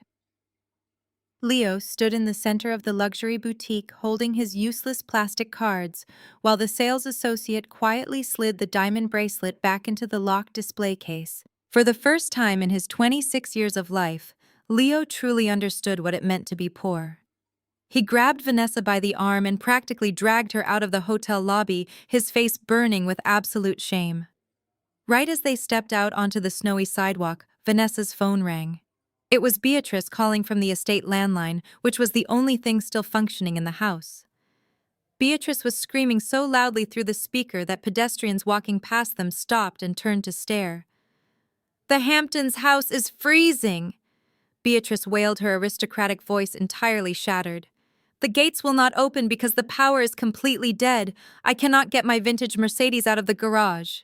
The estate manager told me he no longer works for us because his payroll contract was transferred to Vitality Media this morning. Naomi took everything." Leo stood on the freezing Manhattan street corner staring blankly at the busy holiday traffic. The viral video Vanessa had posted the night before did not save them. The public outrage did not magically deposit $8 million into his bank account. His father's mighty legacy was completely erased in a single morning. "We are going to her office," Leo growled, his voice trembling with a mixture of raw fear and desperate rage. "We are going to march right into her corporate headquarters and demand she turn everything back on. She cannot legally leave us with nothing on Christmas Day." He still fundamentally did not understand the situation. I was not leaving them with nothing. I was simply taking back what was rightfully mine. Less than 2 hours later, a black luxury car service abruptly pulled up to the towering glass facade of the Vitality Media headquarters. Beatrice had somehow managed to hire a private driver from the Hamptons, promising to pay him double his holiday rate upon arriving in Manhattan. When she stepped out onto the freezing corporate plaza, Leo and Vanessa were already pacing furiously on the snow-covered sidewalk. The matriarch looked like a complete disaster. She was wearing a wrinkled cashmere coat over the silk dress she had slept in, and her perfectly styled hair was a frantic mess. Without a clear plan but fueled entirely by their sheer, unadulterated entitlement, the three of them marched toward the main entrance. The revolving glass doors deposited them into the massive, pristine marble atrium of my corporate building. The lobby was completely empty, save for the towering holiday tree in the center and the high-tech security desk guarding the elevator banks. Leo led the charge. He stomped directly toward the turnstiles, fully expecting his last name to part the Red Sea, just as it had always done in his fabricated reality. He did not even bother to stop at the front desk. He simply tried to push his way through the heavy glass security barrier. A loud electronic buzzer echoed across the quiet lobby, and the glass doors remained firmly locked. "Hey, turn these on!" Leo shouted, waving his hand dismissively at the security desk. "I need to get up to the executive penthouse right now." Jackson, the head of building security, stepped out from behind the marble counter. He was a massive, highly trained former military officer who had absolutely zero tolerance for entitled tantrums. Jackson calmly crossed his arms and planted his feet directly in front of the turnstiles, blocking Leo completely. "Excuse me, sir," Jackson said, his voice deep and completely devoid of emotion. "The building is closed for the holiday. Only authorized executive personnel are permitted on the premises today. You need to step back." "Do you have any idea who I am?" Leo demanded, his face flushing a violent shade of red. "I am Leo Thomas. My father built the foundation of this entire company. My stepmother is Naomi, the chief executive officer. I demand that you unlock these gates and take me to her office right this second before I have you fired." Jackson did not even blink. "I am well aware of who you are, sir, and my direct orders from the chief executive officer are to deny you entry. If you do not leave the lobby immediately, I will consider you a trespasser." Beatrice pushed past her grandson, attempting to leverage the aristocratic authority she believed she still possessed. "Listen to me, young man," she commanded, pointing a manicured finger at Jackson's chest. "You are making a terrible mistake. This is a private family matter, and we are not leaving this building until Naomi comes down here and fixes the massive financial error she made this morning." "I am not going to ask you again," Jackson warned, signaling two other uniformed security guards who quickly emerged from the side corridors. "Step away from the gates." Vanessa, seeing the situation escalating rapidly, pulled her smartphone out of her designer handbag. She held it up high, instantly activating her camera to record the confrontation. "See this?" she yelled, her voice shrill and desperate. "This is what she does. She hides behind her hired thugs while she steals from an autistic child. I am going live right now. The whole world is going to see how Vitality Media treats a grieving family." The camera flash seemed to push Leo completely over the edge. Believing he had an audience to validate his aggression, he lunged forward. He slammed his hands against Jackson's chest, trying to physically shove the massive security chief out of the way to reach the manual override switch on the desk. It was a spectacularly stupid decision.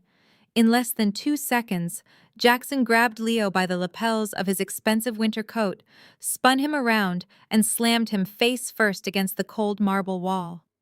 Leo let out a shocked, painful gasp as Jackson expertly pinned his arms behind his back. Vanessa screamed, dropping her phone onto the floor. Beatrice gasped, clutching her chest in absolute horror. "Get your hands off my husband," Vanessa shrieked, attempting to run forward, but the two other security guards immediately blocked her path. "We are calling the police. You cannot do this. We are calling the police right now. You do not need to call the police, Vanessa. They are already here." The deep, commanding voice echoed perfectly across the cavernous marble lobby. The private executive elevator chimed, and the heavy steel doors slid open. I stepped out into the atrium wearing a sharp, tailored charcoal suit. But I was not alone. Flanking my right side was Andre, the family lawyer, holding a thick leather briefcase. And flanking my left were two fully uniformed New York City Police Department officers.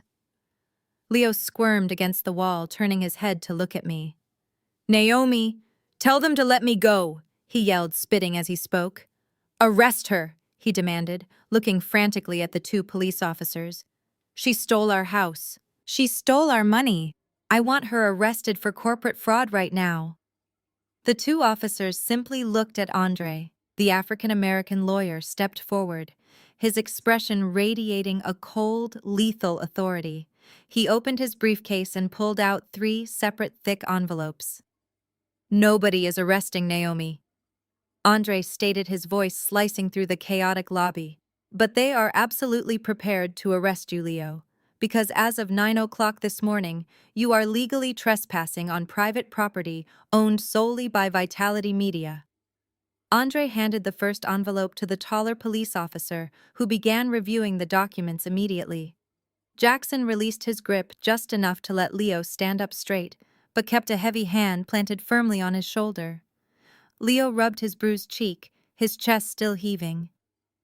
"You are out of your mind, Andre. Vitality Media does not own my condominium.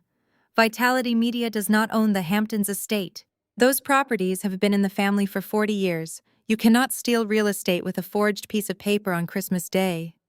"It is not forged," Leo Andre replied, pulling out a thick stack of certified property deeds. "And it is not stealing.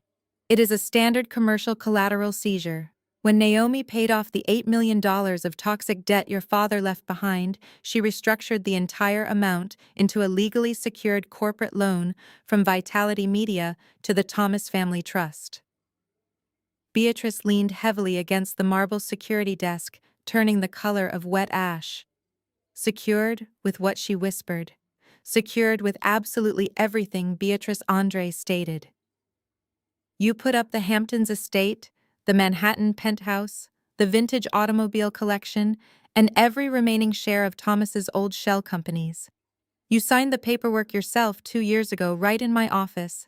You were completely paralyzed by the fear of public bankruptcy that you did not even bother to read the terms before grabbing the pen." "That is a lie," Beatrice gasped, clutching her wrinkled cashmere coat. "Thomas promised me that house would remain in the family forever." "You signed a collateral agreement," Andre corrected her, completely devoid of sympathy. "The agreement stated that the Thomas Family Trust had exactly 24 months to repay the $8 million principal. Naomi gave you a 2-year grace period to get your financial affairs in order. She gave you 24 months to downsize and start living within your actual means." Andre paused, letting the silence amplify his words. "But you did not downsize. You spent the last 2 years taking luxury ski trips to Aspen, buying imported caviar and shopping for designer wardrobes while treating your sole creditor like absolute garbage. I stepped forward, taking my place beside the family lawyer. And that grace period expired yesterday," I added, my voice echoing sharply off the polished marble walls. "The 24-month term ended officially at midnight on Christmas Eve. Since you failed to repay a single penny of the principal, the default clause was automatically triggered. Addendum B went into full effect the moment Vanessa posted her defamatory video, accelerating the foreclosure process without requiring any further notice. Vitality Media now legally possesses the deeds to every single property you mistakenly thought you owned." Vanessa started to hyperventilate, grabbing her husband's arm with desperate clawing fingers. "Leo, do something," she pleaded hysterically, tears streaming down her face. "Tell them they cannot take our home. Where are we supposed to live with Toby?" "They cannot do this," Leo shouted, trying to lunge forward again, but Jackson shoved him back against the wall. "We have squatters' rights. We have tenant protections in New York. You have to take us to housing court. It will take you years to formally evict us from those properties." "Actually, Leo, you are completely wrong," Andre replied smoothly, checking his expensive wristwatch. "You are not classified as tenants. You never signed a residential lease and you never paid rent. You were legally classified as non-paying guests, staying in corporate-owned properties at the discretion of the chief executive officer. And as of this morning, that discretion has been entirely revoked." The taller police officer stepped forward, establishing his absolute authority. "Listen to me very carefully, folks," the officer said, his voice stern. "We have reviewed the certified deeds and the legal trespass notices. The lawyer is absolutely correct. You have zero legal standing here. You are currently trespassing in a private commercial building, and the legal owner wants you gone. If you cause any more trouble or refuse to leave, I am going to place all three of you in handcuffs immediately." Beatrice let out a low, agonizing wail. It was the tragic sound of an arrogant woman watching her entire fabricated universe collapse into dust. She slumped against the marble counter, weeping openly into her hands. The high society matriarch was now sobbing in a corporate lobby, facing immediate homelessness. Leo looked completely broken. The aggressive bravado was entirely gone, replaced by the terrified realization that he was no longer a wealthy heir. He was just a broke, unemployed man with a furious wife and nowhere to go. "Now," I said, folding my arms across my tailored charcoal suit, "let us talk about exactly how you are going to vacate my properties." Andre reached into his briefcase for the final time this morning. He pulled out 3 formal legal folders bound with bright red tape and handed them directly to the taller police officer. The officer reviewed the top page briefly before stepping forward and physically pressing one folder into Leo's chest. "These are official 24-hour notices to vacate," the officer stated, his tone entirely devoid of sympathy. "You have until 9 o'clock tomorrow morning to remove your physical bodies and your immediate personal effects from the Hamptons estate and the Manhattan condominium. At exactly 9:01, the locks will be electronically changed, and any remaining individuals will be physically removed and charged with criminal trespassing." I took a slow, deliberate step forward, ensuring they were all looking directly at me. "Let me clarify what personal effects actually means in this specific legal context," I said, keeping my voice perfectly level. "You are permitted to take your clothing, your shoes, and your basic toiletries. You may take Toby's toys and his immediate medical necessities. That is absolutely it. Every piece of furniture, every piece of artwork, every imported rug, and every single piece of antique jewelry Beatrice possesses is legally considered corporate collateral. If any of you attempt to pack a single item of value or cause any intentional damage to the properties before you leave, I will press felony theft and vandalism charges against you. My security team will be escorting you during your packing process to guarantee complete compliance." Beatrice let out a strangled gasp, clutching her throat as if she were physically suffocating. "My jewelry," she whimpered. "My mother gave me those diamond necklaces. You cannot take my family heirlooms, Naomi. That is incredibly cruel. They have been in my family for generations. You should have thought about the sentimental value of your jewelry before you signed it away to cover your son's underground casino debts," Beatrice first replied coldly. "You chose to maintain the illusion of wealth instead of facing the harsh reality of your finances. Now reality has arrived to collect the bill." Vanessa, who was still gripping her husband's arm, stepped forward with a wild, desperate look in her eyes. "You are throwing us out onto the street in the middle of winter," she screamed, her voice echoing shrilly across the massive marble lobby. "We have a 6-year-old child. We do not have anywhere to go. We do not have any cash to rent a hotel room. You are doing this to a disabled boy. You are a complete monster. Do not use Toby as a shield for your own massive failures, Vanessa." I fired back instantly, completely unfazed by her tears. "You and Leo had 2 entire years to secure jobs. You had 24 months of completely free housing, paid utilities, and an open credit line to save your money and build a safety net. Instead, you spent $15,000 on a luxury ski trip just last week. You bought a $12,000 designer handbag 6 months ago. If you cannot afford a motel room tonight, perhaps you should call the ski resort in Aspen and beg them for a massive refund." The sheer brutal logic of my statement hit Vanessa like a physical blow. She staggered back, shaking her head rapidly, unable to form a coherent defense because there was absolutely none to be made. But Leo was incapable of processing reality.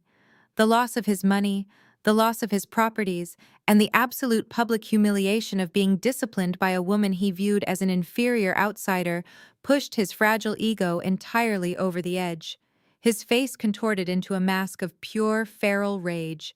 He could not argue with the law, so he resorted to the only thing he had left. "You arrogant witch! Leo roared, spraying saliva from his lips. Before Jackson or the police officers could fully react, Leo lunged forward. He threw his entire body weight toward me, raising his right fist, aiming directly for my face. He wanted to physically destroy the person who was systematically dismantling his fabricated life. I did not even have to flinch. The New York City police officers were already moving. The taller officer grabbed Leo's raised arm, twisting it violently behind his back, while the second officer tackled him directly to the polished marble floor. The heavy thud of Leo's body hitting the hard stone echoed loudly through the entire atrium. "Get off me!" Leo screamed, thrashing wildly against the cold floor like a trapped animal. "I will kill you, Naomi. I swear to God I will kill you." The officers did not hesitate. They pressed a knee firmly into the center of his spine, entirely immobilizing him. The sharp metallic click of steel handcuffs snapping shut around Leo's wrists was the most satisfying sound I had heard in 2 years.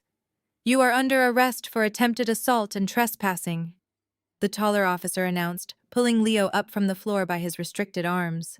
"You have the right to remain silent. I highly suggest you start using it immediately before you add terroristic threats to your growing list of felony charges." Leo stood there, his face pressed awkwardly against the shoulder of the police officer, panting heavily. The expensive winter coat he wore was now scuffed and wrinkled. The mighty heir to the Thomas family legacy was currently wearing police handcuffs in the middle of my corporate lobby. Beatrice was sobbing uncontrollably, leaning against the security desk for physical support. Vanessa stared at her husband in complete and utter shock, her hands trembling violently as her entire world crashed down around her. "Take him out of my building," I instructed the officers, smoothing an invisible wrinkle from my charcoal suit. "And make sure the rest of them follow right behind him." The taller police officer hauled Leo toward the revolving glass doors. Leo was stumbling, his designer shoes slipping on the polished marble floor, shouting loud profanities that echoed through the lobby until the heavy glass doors finally sealed his voice outside. Vanessa stood entirely frozen, watching her husband being forcefully dragged into the back of a New York City police cruiser. For a brief moment, she looked like a lost, terrified child. Her primary source of arrogant bravado was gone. The bank accounts were frozen, the corporate credit cards were declined, the luxury properties were legally seized. She had absolutely nothing left to hide behind. But instead of accepting her defeat and apologizing, Vanessa resorted to the only manipulative tactic she had ever truly mastered. She weaponized her son. She spun around to face me, her eyes wild and brimming with fresh, frantic tears. "You are an absolute monster!"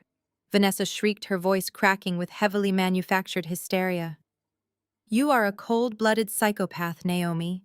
You just had my husband arrested on Christmas Day, and now you are throwing a disabled child out into the freezing cold." She began to pace back and forth in front of the security desk, waving her manicured hands frantically in the air. "How am I supposed to pay for Toby's treatments now?" Vanessa wailed, turning to look at Jackson and the remaining security guards, hoping to garner any ounce of public sympathy. "He has severe autism. He needs his daily behavioral therapy. He needs his strict routine. He needs his special diet. You are literally destroying a sick child, Naomi. You are killing him just because you are bitter and jealous of our family." Beatrice, who was still leaning heavily against the marble counter, chimed in, her voice shaking violently. "She is right, Naomi. How can you sleep at night knowing you are torturing an innocent little boy? Thomas would be rolling in his grave if he knew what you were doing to his only grandson." I did not raise my voice.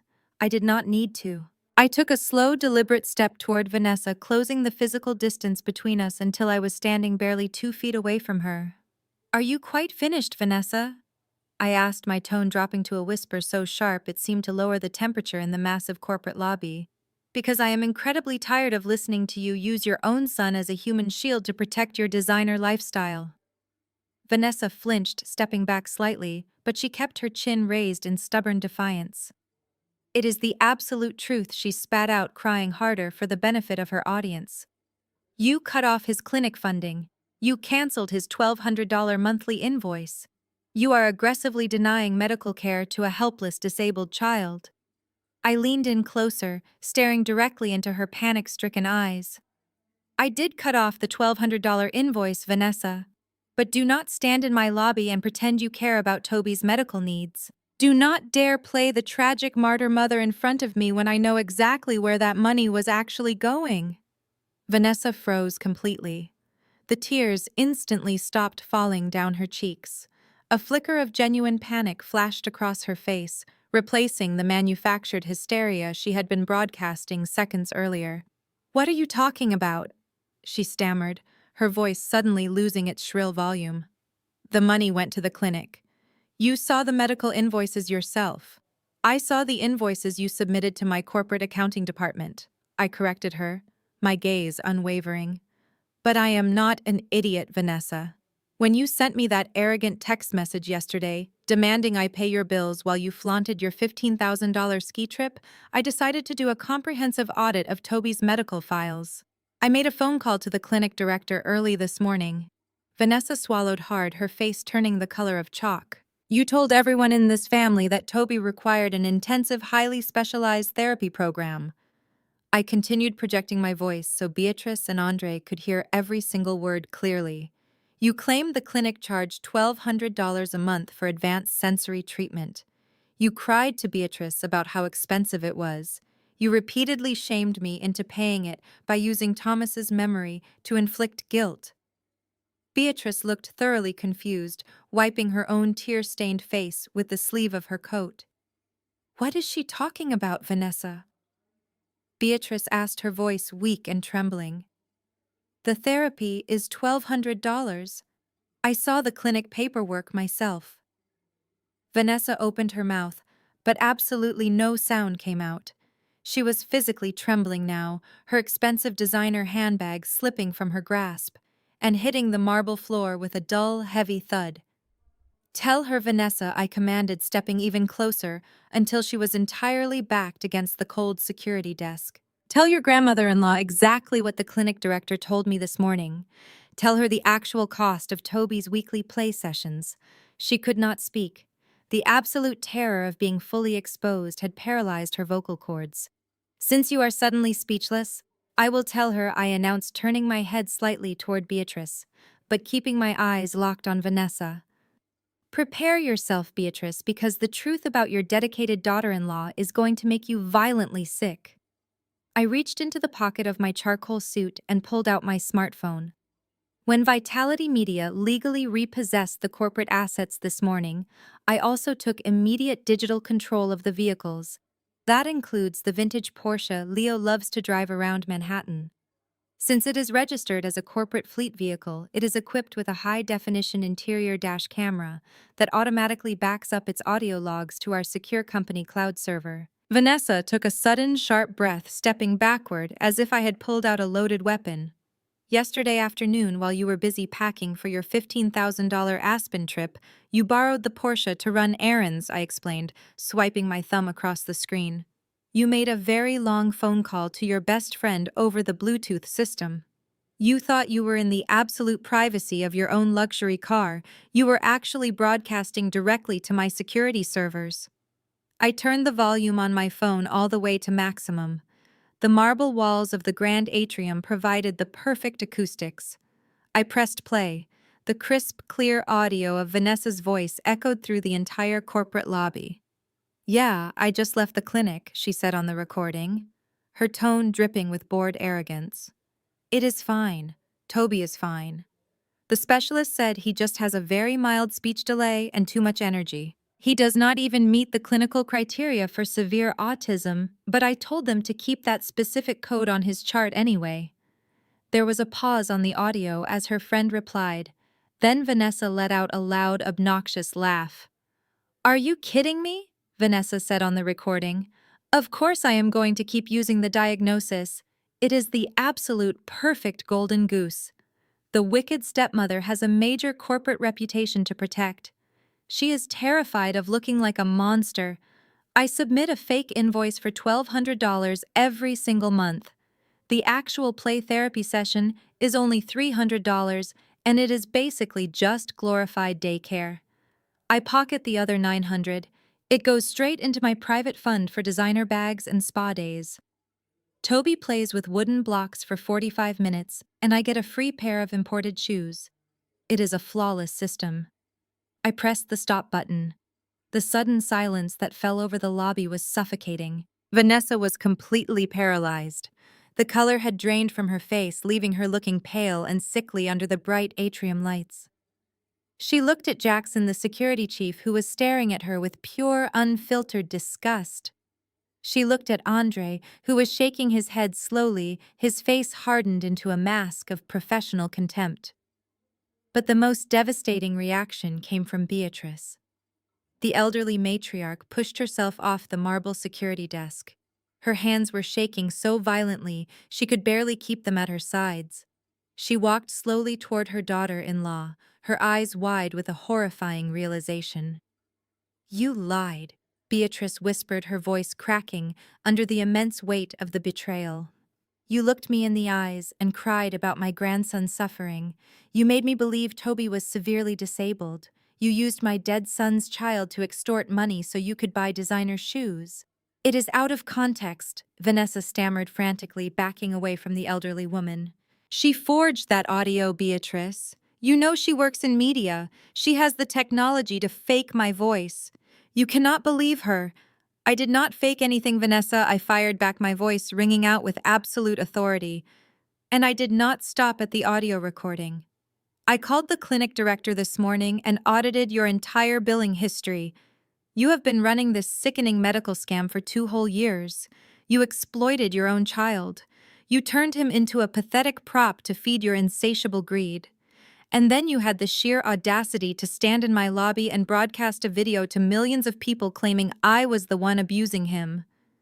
You are a complete fraud, Vanessa." I continued, stepping forward and forcing her to look me in the eye. "You do not care about Toby. You only care about the luxury lifestyle his fake medical invoices provided you. You are exactly the kind of selfish, toxic parasite this family accused me of being." Beatrice let out a low, guttural sound of pure anguish. She raised her hand, trembling uncontrollably, and pointed a finger directly at Vanessa's face. "You sicken me," Beatrice hissed, her voice dripping with absolute venom. "You are no longer a part of this family." Vanessa burst into real, authentic tears this time. The fabricated victim routine was entirely shattered, leaving nothing but the pathetic reality of a woman caught in a monstrous lie. She had tried to weaponize public outrage against me, but she had just handed me the exact ammunition I needed to destroy her completely. The heavy glass doors of the corporate lobby suddenly slid open. The second police officer had dragged Leo back inside the warm atrium, holding him firmly by the back of his expensive winter coat. The officer needed Vanessa to hand over Leo's physical identification card from her designer handbag to formally process the arrest paperwork. Because of this brief delay, Leo had been standing right in the vestibule between the double doors. He had heard the entire audio recording echoing clearly through the glass. He had heard his wife laughing about pocketing $900 a week while their entire financial world was rapidly collapsing around them. Beatrice did not wait for Vanessa to find an excuse or invent another lie. The elderly matriarch completely snapped.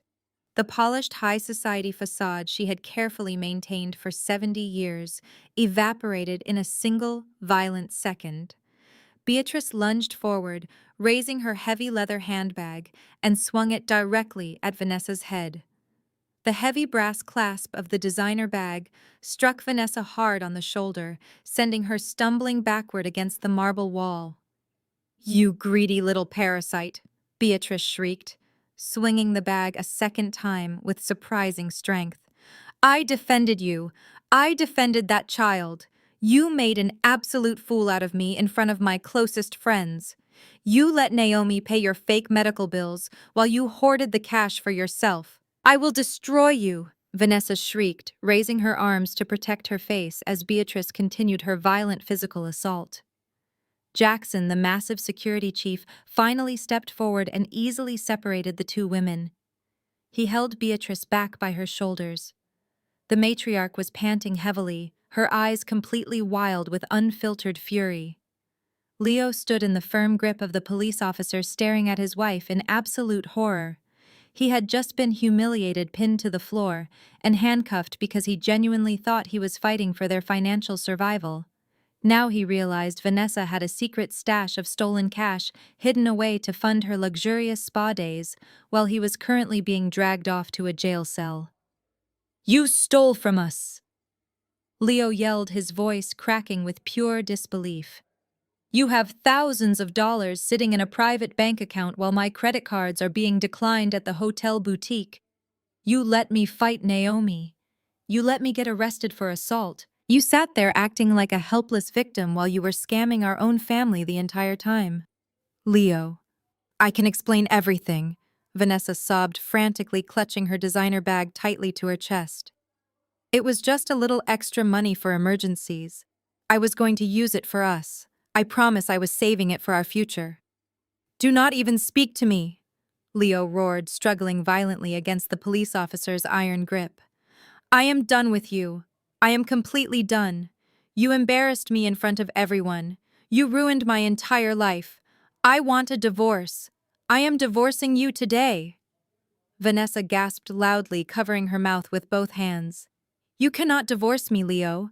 We have Toby. We do not have any money or anywhere to live."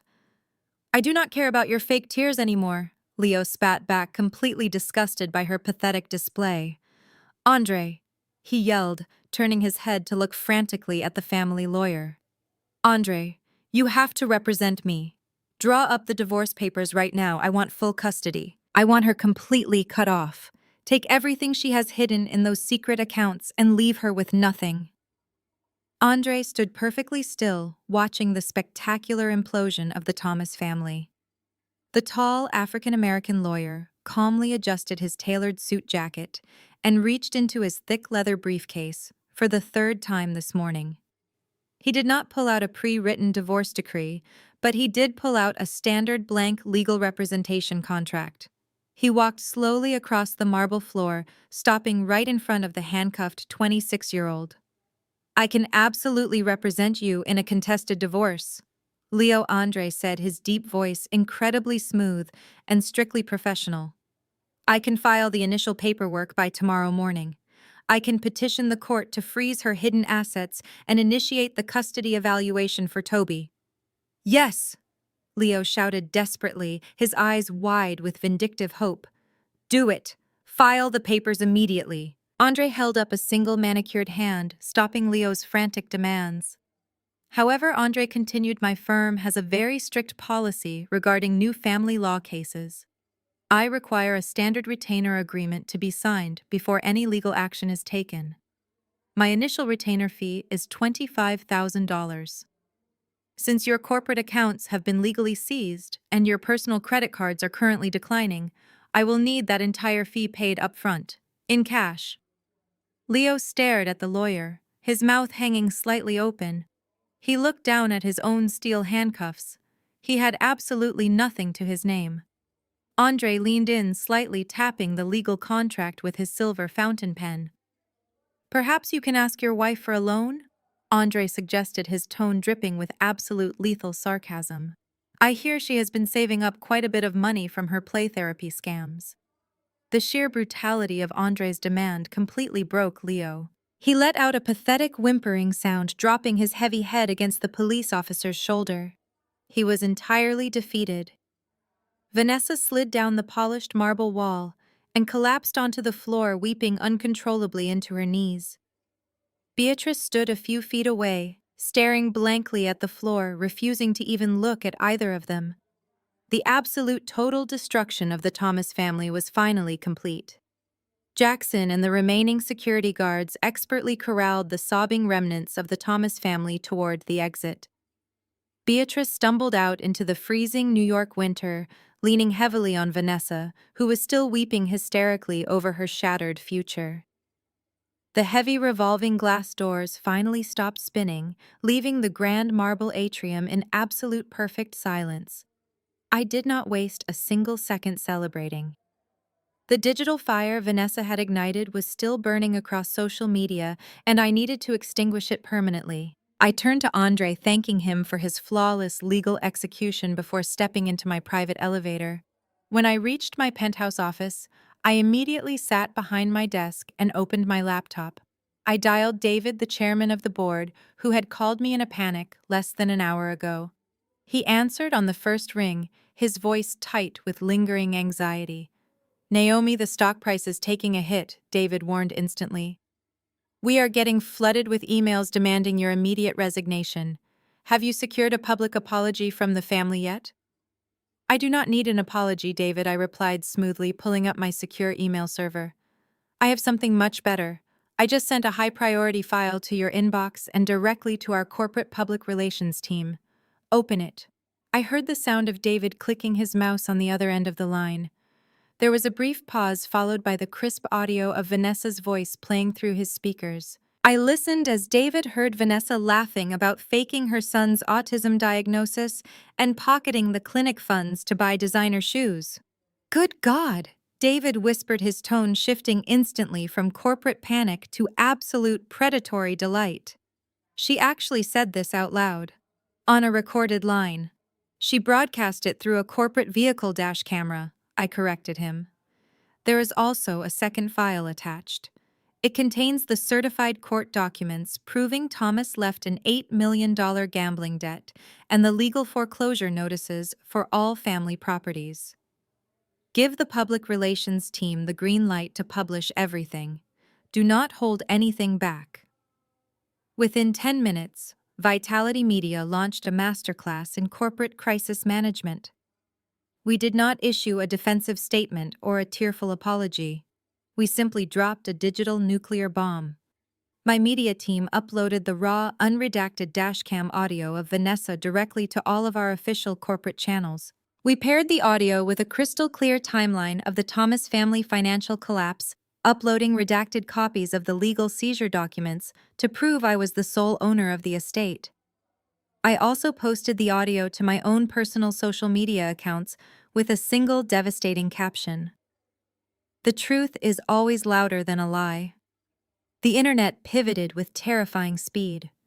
The very same social media algorithm that had aggressively pushed Vanessa's fake victim narrative now caught fire with the brutal, undeniable reality of her fraud. The backlash was instantaneous and absolutely catastrophic for the young couple. The mob of angry internet strangers who had been demanding my corporate resignation suddenly turned their collective wrath entirely onto Vanessa. In modern society, there is absolutely nothing people despise more than a privileged woman faking a child's severe medical disability for personal financial gain. Vanessa's phone began to melt down. The celebrity gossip accounts that had initially shared her tearful bathroom video immediately deleted their posts and uploaded the dashcam audio instead, branding her a scam artist. Major influencers who had rushed to defend her publicly issued rapid apologies, completely distancing themselves from her radioactive reputation. But the destruction of her social standing did not stop at angry internet comments. Within 2 hours, the boutique brands that occasionally sent Vanessa free promotional items officially dropped her.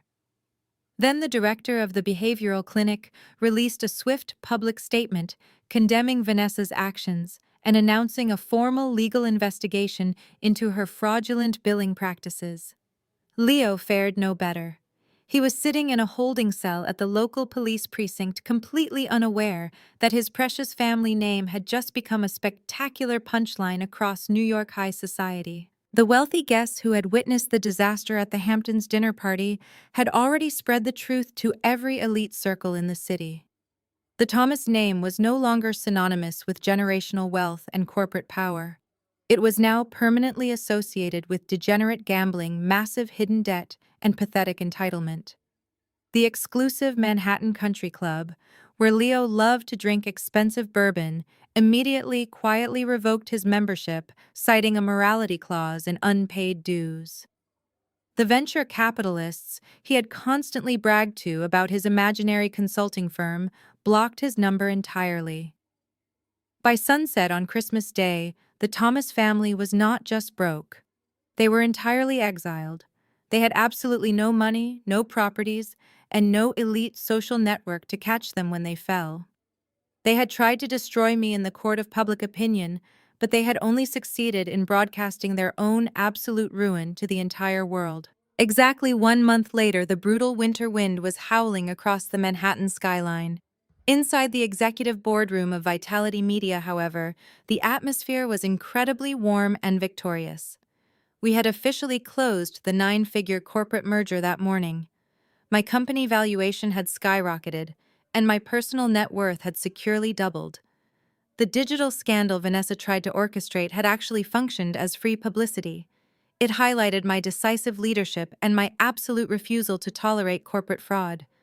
Meanwhile, the mighty Thomas family was experiencing a drastically different reality. Through Andre, I received brief legal updates about their spectacular fall from grace. They were currently residing in a cramped 2-bedroom apartment in a rundown neighborhood in Queens. The apartment was leased under Vanessa's maiden name because Leo's credit score was entirely destroyed. Leo was out on bail waiting for his formal trial regarding the assault charges. He spent his days sitting on a cheap polyester sofa drinking cheap beer and aggressively blaming everyone else for his pathetic existence. Vanessa was facing severe legal consequences of her own.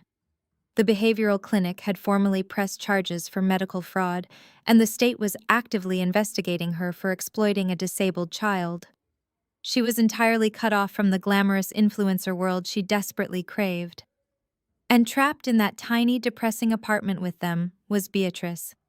The elderly matriarch who used to host lavish catered galas in a multi-million-dollar Hamptons estate was now sleeping on a lumpy mattress in a tiny bedroom. She spent every single night listening to her grandson and his wife scream at each other through the paper-thin walls. It was a Tuesday afternoon when my desk phone rang. My executive assistant Megan buzzed in her voice laced with absolute disbelief. "Naomi, I have a Beatrice on line 1. She has called 6 times this morning. She is crying and begging to speak with you for just 2 minutes. She says it is a matter of life and death." I leaned back in my leather ergonomic chair, looking out through the floor-to-ceiling windows at the sprawling city below. "Put her through, Megan," I said, tapping my pen against the mahogany desk. "Let us hear what life and death sounds like today." The line clicked over. Naomi Beatrice gasped, her voice sounding incredibly frail and desperate. "Thank God you picked up. Please do not hang up the phone. I am begging you." "Hello, Beatrice," I replied, my voice completely flat and devoid of any emotional warmth. "You have exactly 2 minutes. Choose your words very carefully. It is an absolute nightmare here." Naomi Beatrice sobbed. The sound of traffic blaring loudly in the background indicated she was likely calling from a payphone or a busy street corner. "You have to help me. I cannot stay in this awful little apartment anymore. Leo and Vanessa fight violently every single day. They blame me for everything. They make me pay for groceries with my tiny Social Security check. The heat barely works and there is black mold growing in the bathroom. I am an old woman, Naomi. I am sick and I am so incredibly cold." I listened to her pathetic whimpers without feeling a single ounce of pity. She was finally experiencing the exact life she had always believed people like me deserved to live. "What exactly do you want from me, Beatrice?" I asked, checking my diamond watch. "Just a small allowance," Beatrice pleaded, her voice cracking with desperation. "Just $2,000 a month. Just enough so I can rent a quiet little studio apartment for myself. I will never bother you again. I will disappear." Thomas would never want his mother living in these horrifying conditions, Naomi. Please have mercy on me for his sake. I know I made mistakes, but I am family. I let a long, heavy silence stretch across the phone line, letting her sit in her own desperate anxiety. "You made your choices, Beatrice," I said, my voice dropping to a terrifyingly calm register. "You spent the last 2 years treating me like a disposable bank account while openly insulting my character. You called me a gold digger. You called me a peasant. You looked the other way while your grandson verbally abused me and your daughter-in-law scammed me. You actively fostered a toxic environment because it benefited your luxurious lifestyle." "Naomi, Please, she wept. I am so sorry. No, you are just sorry you ran out of my money, I corrected her sharply. 2 years ago, you banned me from your Christmas dinner because you only wanted immediate family. You told me I did not belong. I listened to you, Beatrice. I finally agreed with you. You are not my family. You are just a stranger who used to be related to my late husband. I leaned forward, resting my elbows on the polished desk. I do not owe you a single penny, Beatrice. I do not owe you my grace, and I certainly do not owe you my mercy. Do not ever call my office again. Before she could utter another desperate sob, I pressed the end button on the console, disconnecting the line permanently. I instructed Megan to block the number across all corporate communications. The mighty matriarch was finally entirely cut off. I stood up from my desk, straightening my tailored blazer, feeling completely weightless. 6 months later, the harsh New York winter had completely melted away, giving way to a brilliant, warm July. I stood on the expansive back deck of the Hamptons estate, holding a glass of chilled white wine, watching the Atlantic Ocean waves crash against the private shoreline. The physical transformation of the property was absolutely breathtaking.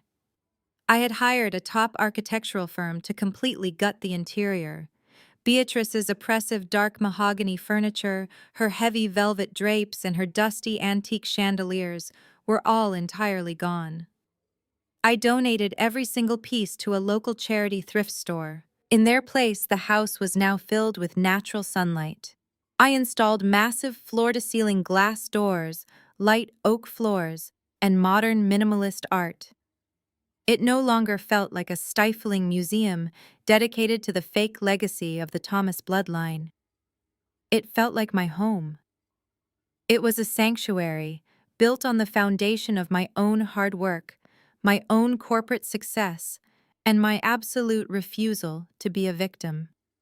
I took a sip of my wine, relishing the profound quiet. For 2 years, the silence in this family was weaponized against me. It was the icy silence of being excluded from dinners, the hostile silence of being ignored in group conversations, and the arrogant silence of people spending my money while pretending I did not exist. But the silence I felt today was entirely different. It was the beautiful, peaceful silence of complete, total freedom. Later this evening, my brother-in-law Andre and his wife are coming over for a weekend barbecue. Andre and I successfully navigated the legal fallout of the Thomas family implosion together.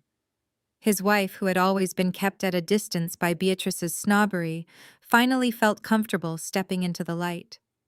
We had naturally formed our own chosen family, a family built on mutual respect, absolute honesty, and zero financial manipulation. We completely excised the cancerous toxicity and kept the genuine connections. Looking back on the absolute chaos of that Christmas Eve, I finally realized the magnitude of my own initial mistakes. When Thomas died, I naively believed that my financial sacrifice would automatically earn their love. I thought that by secretly absorbing his massive $8 million gambling debt, I was protecting them from unimaginable pain. I thought my generosity would bridge the gap between my working-class background and their high society delusions. But you can never buy genuine respect from people who are fundamentally committed to misunderstanding you. When you continuously shield toxic people from the consequences of their own actions, you do not heal them. You simply empower them to destroy you. Beatrice, Leo, and Vanessa viewed my financial grace not as a gift, but as a profound weakness.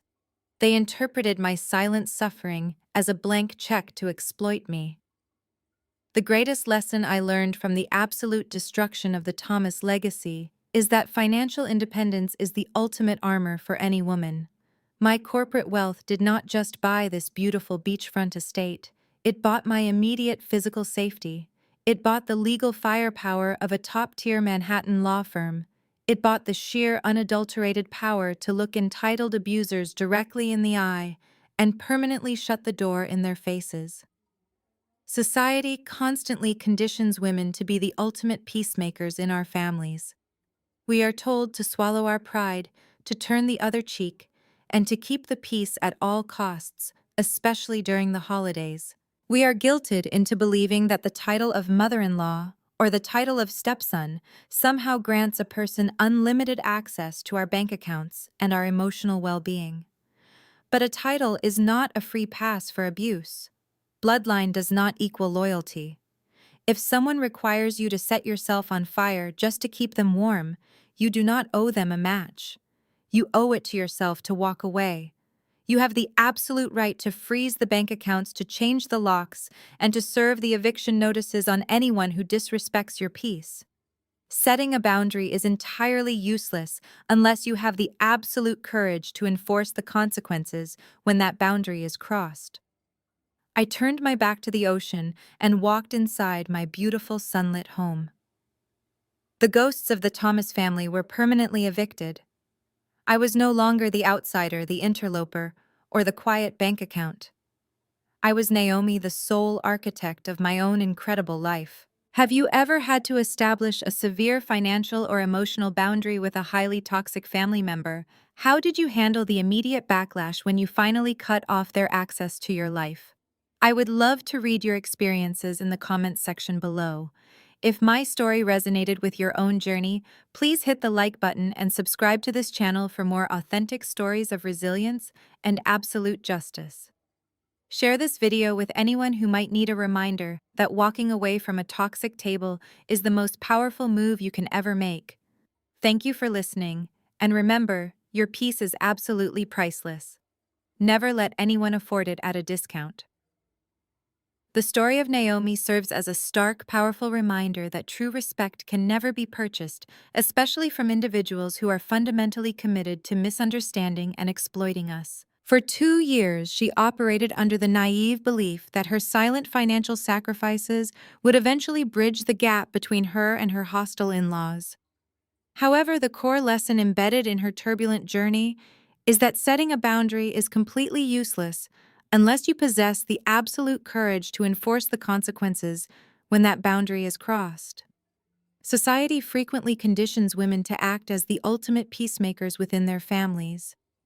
We are repeatedly told to swallow our pride and maintain a fragile, toxic harmony at all costs. We are led to believe that familial titles like mother-in-law or stepson demand unwavering loyalty and unlimited access to our resources, even when that loyalty is met with blatant disrespect.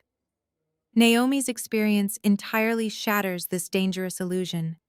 By continuously shielding toxic people from the consequences of their own reckless actions, you do not heal them or earn their love. You simply empower them to further destroy you. Naomi's ultimate victory did not come from screaming matches or begging for validation. It came from leveraging her hard-earned financial independence and having the unshakable resolve to completely sever their access to her life. Financial independence became her impenetrable armor, allowing her to stop negotiating her worth and simply walk away from the abuse. Bloodlines and marriage certificates are not free passes for cruelty. True family is built on mutual respect, not parasitic entitlement, and your peace should never be sold at a discount. If you are currently pouring your energy into a toxic relationship, take a step back. Today, establish your non-negotiable boundaries and find the courage to prioritize your own well-being over someone else's comfort.